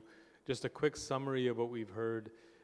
The political aspect of what's happening in Punjab is hundreds of fake encounters in the past 2 years. Arbitrary detention of Sikh youth and activists to spread fear amongst the Sikh dissidents and Sikh activists. One of the biggest things that the Indian state does is they make examples out of individuals, and then that strikes fear in their minds in many, many other people, so people go silent. So if somebody beside you is tortured, if somebody beside you is made to disappear, you will think 100 times as to whether you will follow that path or not, and that's what the Indian state is trying to do. You can see that in the transnational repression campaign, the assassination of a Sikh activist in the UK in June of 2023, the assassination of Hardeep Singh Nijjar in Canada in 2023. These are things that they wanted the diaspora to go quiet. They wanted individuals that are in this room with you today from Sikh background. They wanted Sikh leadership to go quiet and silent on this issue of sovereignty in Khalistan. When you look at the social aspect of what's happening between 1995 and now, there has been a mass influx of drugs that have been brought in by state agencies into Punjab. These drugs have actually had obviously in any situation, but in this situation in particular, we have a high percentage of Sikh youth in the state of Punjab that are addicted to drugs. That drug addiction leads to economic plight that is always negative. That drug addiction leads to other further problems within the familial homes and the community structure. So in general, it is a way to subdue the population through alcohol, drugs, and this type of formation. We also see the economic aspect of this as well. From 1995 to now, there's little to no investment that happens in Punjab. There's a very high rate of unemployment, and there's what we are referring to as a forced migration happening at the hands of the Indian state of Sikh youth to outside of India into foreign countries in desperation for jobs and economic growth. That is coupled with pushing non-Sikhs into the Punjab, where Sikhs have a majority state. So in India, there are only 2 non-Hindu majority states, Kashmir and Punjab. And since 1947, these have been the battlegrounds for India. In Punjab, there is an exflux of Sikhs that are leaving Punjab and an influx of other communities from Bihar and Uttar Pradesh and other states that are non-Sikh being brought into Punjab to shift the population demographic to a non-Sikh majority in the future, which is rapidly happening. It is the displacement of people that is happening right before our eyes. So these are all forms of subjugation and oppression that the Sikh community is dealing with between 1995 and the present day. When I said earlier, the violence is not always physical. The elimination of a people or a nation physically can be next to impossible, but there are many other ways, culturally, linguistically, displacement, forced migration, that these things can happen. And that is happening right before us as well. So the final speaker in this segment of the discussion number 1, is somebody that is local here. Her name is Miss Leila Husainova. She is the head lecturer at Azerbaijan University of Languages. I appreciate her taking the time of being here today and also offering commentary on what we've heard here today. So I'd like to turn the floor over to her. You have the floor. Press it here. Honorable guests, I just really highly appreciate of your being here. I just had some plans of speech, and I just wanted to talk something different issue, because I had some research about the Sikh and about their tragedy, about their pain and everything that covers the topic. Still, when I came here, I again realized that it's really hard work to make clear yourself, It's not easy to cover whole tragedy in some short words or some, it hurts much if I start talking about the Sikh and their, brutal and violent massacre, I wouldn't do that because I share your pain. I completely understand how's it going on there. So, because we were through that in our history back in time. So, but I wanted to be a bit more positive in this case, particularly. So, firstly, I just wanted to thank you for sharing and your pain. And of course, it's saddening that we hear the grief that you share with us and you were through. And I want to touch something at the different thing, because being a proud citizen of Azerbaijan, I wanted to touch the main point that we are a very multicultural country. That's why we are here together, staying strong. So we respect for religious and cultural diversity is considered the key value for us. And we truly understand and feel very sorry about the violence, because it's not only political or social issue, it's just also human story of pain and fear and hope as well. I wanted to underline the word hope particularly. Then just when I was listening to you, I just underlined something here. Maybe I was wrong. I'm wrong a bit, but still I wanted to highlight this sentence. As you mentioned, the strength and the power is not measured by brutality or massacre, by discrimination. It's measured by empathy, respect, and dignity. It's something similar to that. You mentioned that, so I noted it here. So, then I'm not going to make any speech here because you gave us full information. We really dive into the problems, and that's going on there. That happened years ago, but still going on. The discrimination still keeps going on. But I just wanted to say some comments regarding that. That's why I would keep it short. So though we feel saddened about the bloody history of the Sikh community, we congratulate you for standing strong, because we feel it, you were touching each point so deeply, and you were covering the topic so warmly, we could feel that. Not any kind of research can maintain the same resource that we got from you, information from you. That's why we're really thankful to you that you are here, and I hope that you will get what you want. That's all. Thank you for listening to me. Thank you very much for those very friendly and heartfelt comments, and it's very appreciated. Being here in Baku is something that's, I think, unique for us. We come from what we refer to now as the West, but we're not from there. Our parents went there because either they were fleeing for a better life, or they went to Canada and the UK and other places because they were fleeing violence.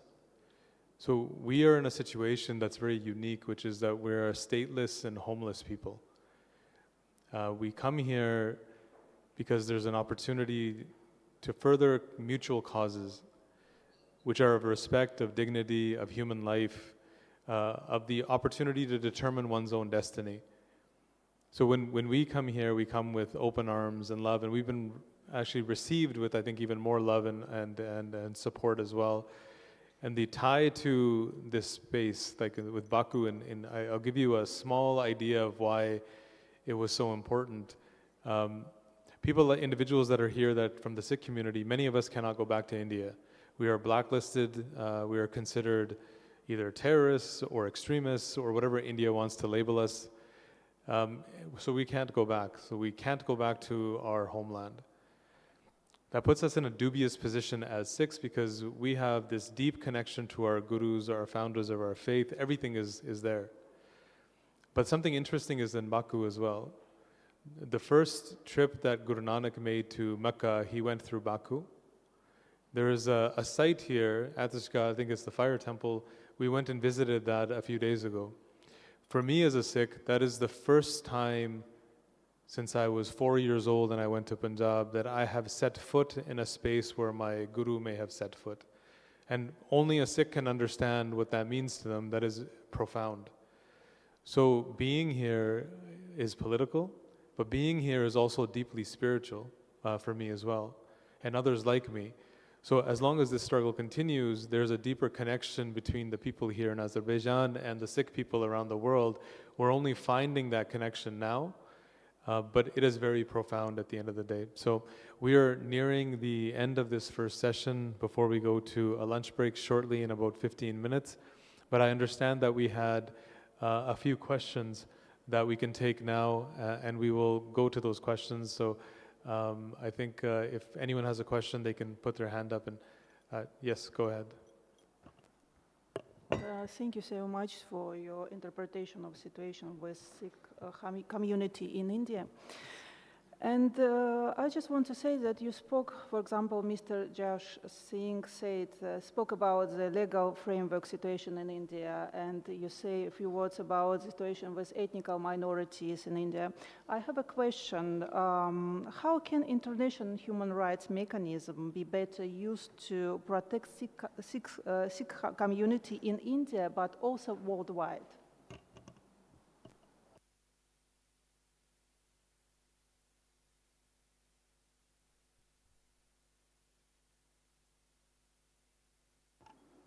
I'll try and answer the question. I think all the speakers you've heard from are, I was born in the UK, and I think my colleagues were all born in countries where we're used to having the right to express our views. I think when you look at what happens in India and our brothers and sisters and family members that live there, unfortunately, the last 40 years has meant many people there don't even raise their voice because they've lived through those fake encounters, disappearances. So when you look at the United Nations and you look at principles, you look at the right to self-determination, if I just use that example, in 1966, when countries got together to sign up to the Right to Declaration, India agreed with certain conditions. And one of the conditions was, we agreed to the right to self-determination, but not for the people of India. So we agree that other people can ask for their freedoms, but not the people that live within India. Now, was that related to Kashmir?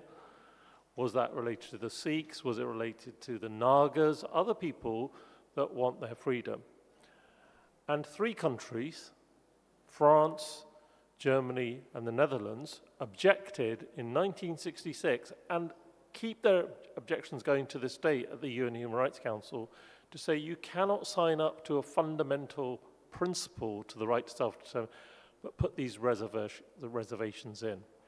So I think on paper, the United Nations, other forums that express views on, say, the death penalty, where there are many countries, European countries in particular, you still have the death penalty in India. You still have Sikhs that were sent to the gallows.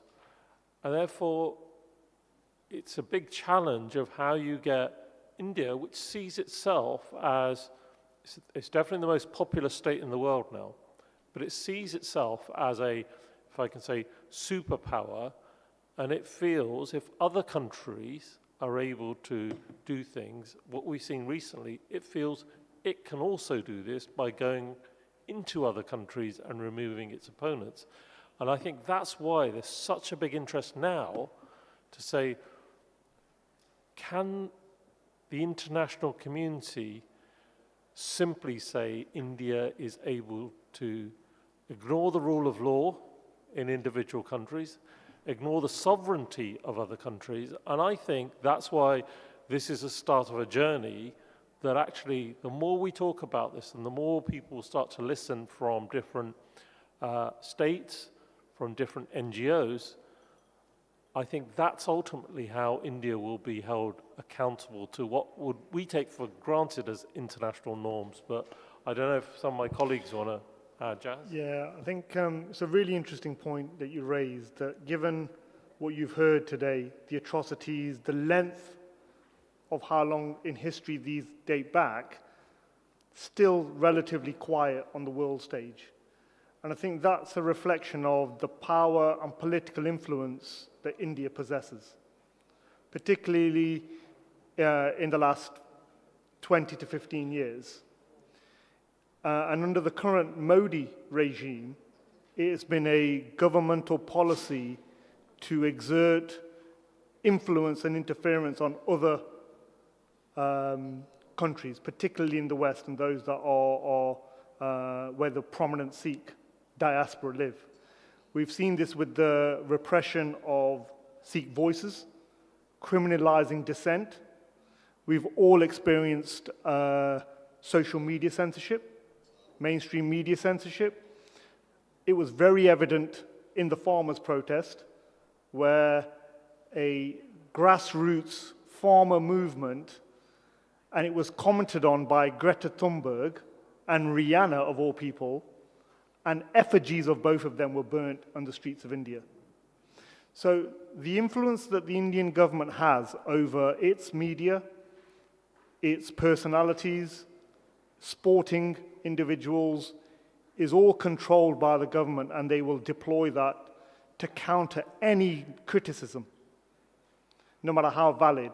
And what we've experienced living in the diaspora, whether it's in UK, Canada, or America, is that our governments are suppressing to that influence. And that's manifested in various different forms. It's resulted in Sikh, human rights Sikh organizations being banned in the UK, in Canada, in Europe, and America, at the behest of India. It's resulted in individuals being deemed terrorists, despite having no criminal record or any arrests in any country.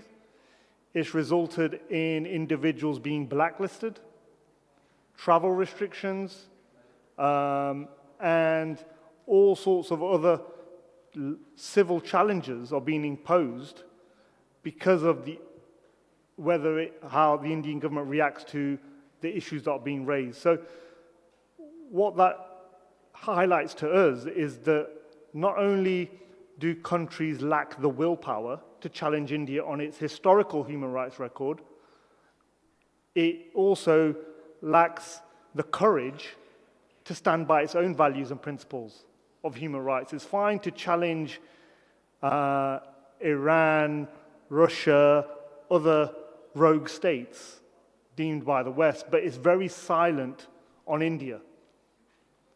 And that's largely down to the trade deals and the trade influence, commercial interests of European powers to work with India and penetrate that market, overrides its own values and principles and overrides human rights issues. And that's why you'll see Sikh issues relatively quiet, because as Melinda said, we're a stateless community. We're a nationless community.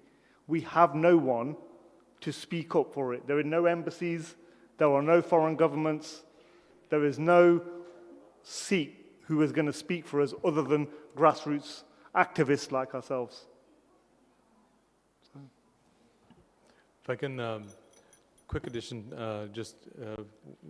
the human rights mechanism is in and of itself limited.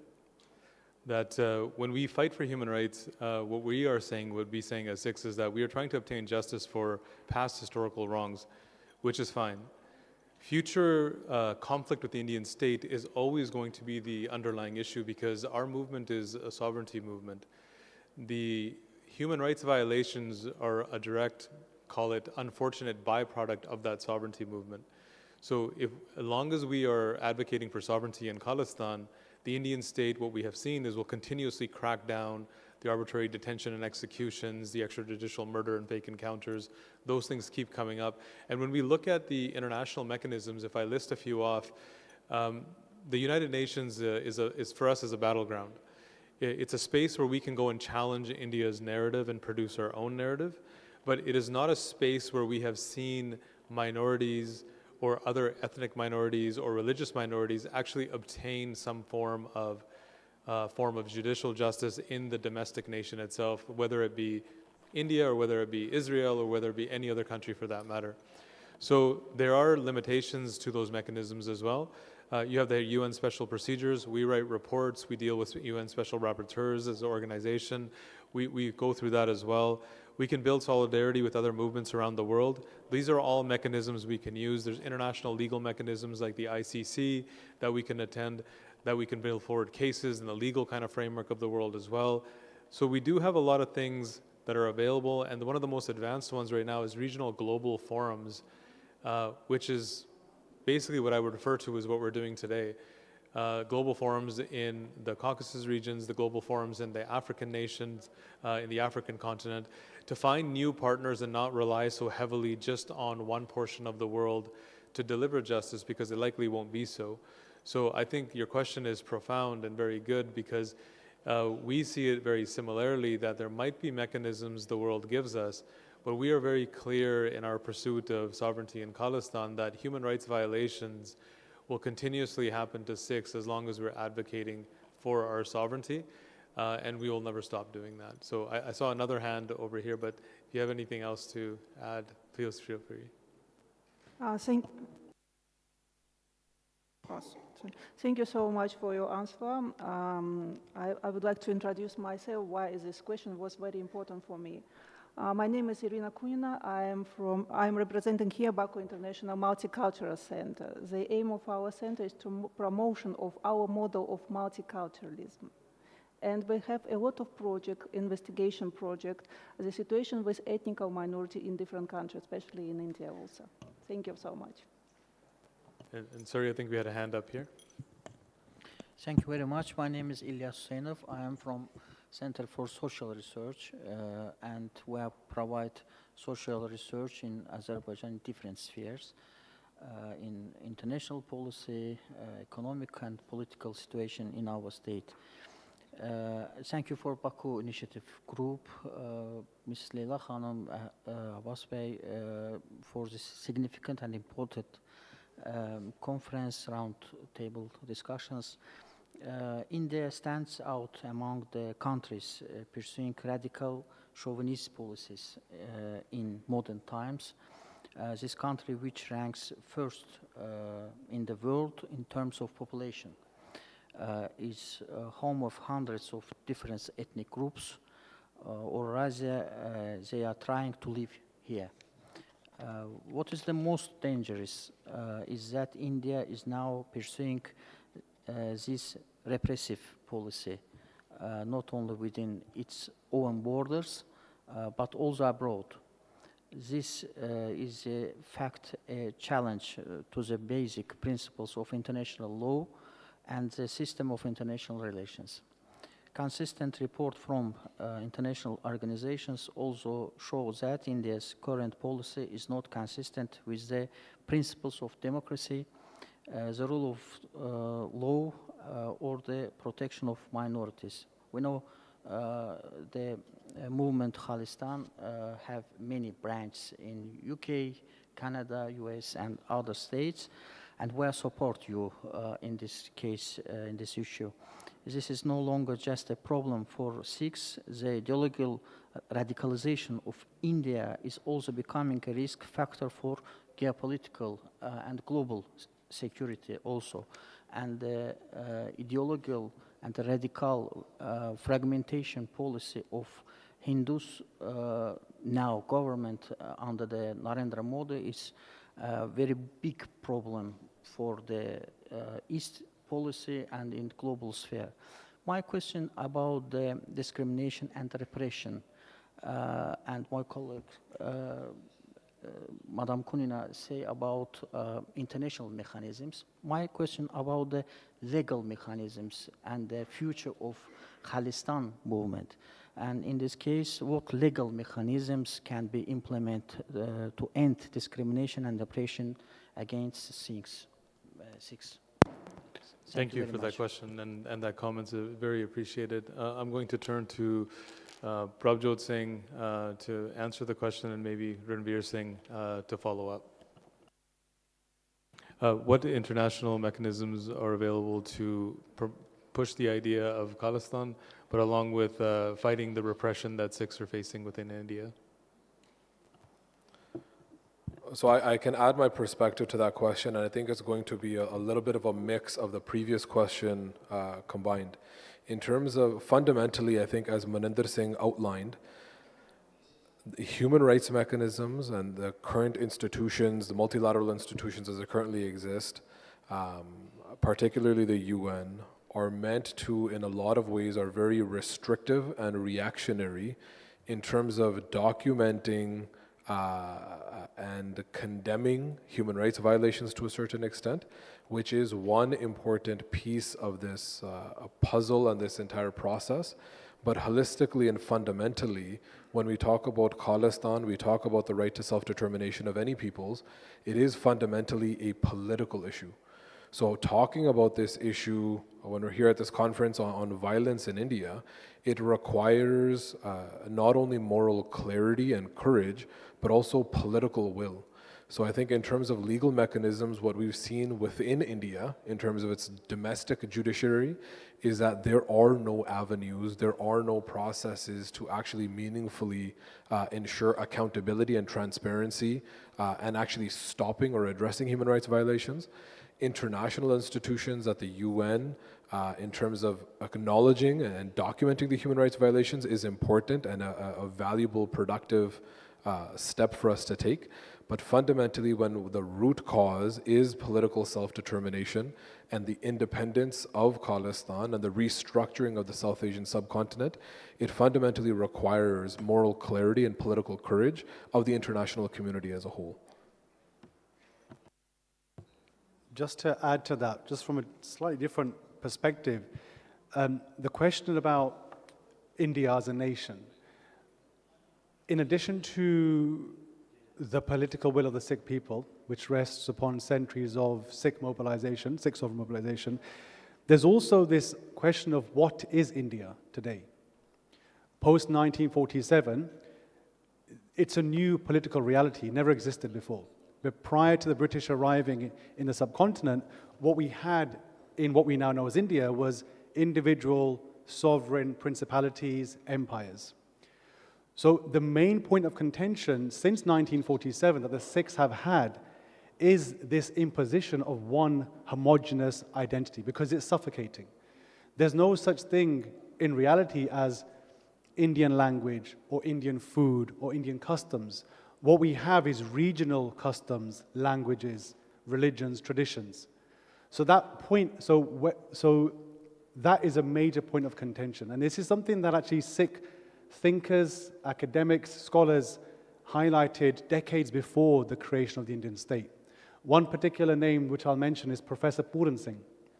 And I've got a quote which I'll share. He makes this clear 100 years ago. So when they were talking about creating the Indian state as it exists today, he says there are Hindus, Sikhs, Muslims, Christians, Parsis and Jains in India, but very few Indians. And strange as it may sound, it is quite true that those who have removed those labels are empty bottles without having any character of wine, of acid, of poison. They are of no account, because for centuries in India, the formation of character has been associated not with the practice of broad patriotism, but with certain racial prejudices and social superstitions. So he's writing in the 1920s. And when you look at what the Sikhs have been standing up against since 1947, it's exactly that. It's this imposition that you are Indian first and then Sikh or whatever second. And there's another quote that comes to mind by Indian political analyst and human rights activist Arundhati Roy. She details how Since the formation of the Indian state in 1947, not a single year has passed where the Indian state has not deployed its own security personnel against its own citizens. So for the past 70 odd years, that's how India has governed, through fear and through coercion. So this is why this is not just a Sikh issue. This is, again, when I mentioned earlier about the Nandpur Sahib resolution written in the 1970s, that was supposed to be a blueprint for other states to seek that the autonomy that was supposedly guaranteed by the Indian state. So just to add that different perspective, that's the main point of contention here, that India as it exists today is suffocating for minoritized communities in the region. Thank you for the question and the answers here. I believe there's one more question here. Thank you very much. These all are very good and useful information for us, and we will use this information in our educational work at the universities with the students. And my question is about this kind of conferences and meetings. Do this kind of conferences and meetings and gatherings help you in your struggle against Indian chauvinists or not? Thank you very much. I think that's a great question, and I think I'll start it off. It absolutely helps. This is solidarity work at its finest. We meet here on foreign territory, speak about our issues, speak with people that are interested in what's happening in the region, that show support for that actual human dignity. So it's not only helpful in that sense, but it also helps us when we go to the United Nations, when we go to international forums, working with a group like the Baku Initiative Group or them with us. We can introduce them to many of our partners and they can introduce us to many of theirs. So you have a larger conglomerate or coalition of people that are like-minded that are getting together. It also does a few other things as well, which is that we have the opportunity here to take video and footage and news and cover in media the Sikh identity itself for us, having that brought forward in the way that Azerbaijan has allowed us to do by going on media, by speaking about ourselves, speaking about the way we are, the way we look, the way we dress, the way we speak. All those things are important to build solidarity in these movements as well, so we know more about each other. So I think for all those reasons, and the biggest one being is having this conversation and then being able to export it out in social media, it creates a lot of buzz and attention and news, not only within the Sikh community, not only within the Azerbaijan community, and not only within this region, but we know that India will be watching. We know that India will also look at this type of conference and feel very sensitive to the idea that the Sikh community, vying for its freedom in the form of Khalistan, is building partnerships around this topic in particular, outside of what they would consider as normal means and normal bounds. So these conferences allow us to share information, share our time, meet one another, but at the same time, it also pokes our enemies in the eyes that we're not alone in this struggle, that we have the support of the international community in many ways as well. I'm going to have to stop, I'm told, because we have a lunch break right now. We're a little bit over time. So I'd like to thank you for being here and participating in this dialogue. We've concluded discussion 1, Origins of Discrimination Against Sikhs and the Amritsar events. This time we'll be breaking for lunch until 2 p.m. and then move into discussion number 2, which will be on the activities of the Sikh diaspora and the ongoing struggle for freedom. We're moving from a historical lens of violence and the movement into the present day and a path forward with this next discussion. Thank you again for being here, and we'll see you back in the conference room at 2 p.m.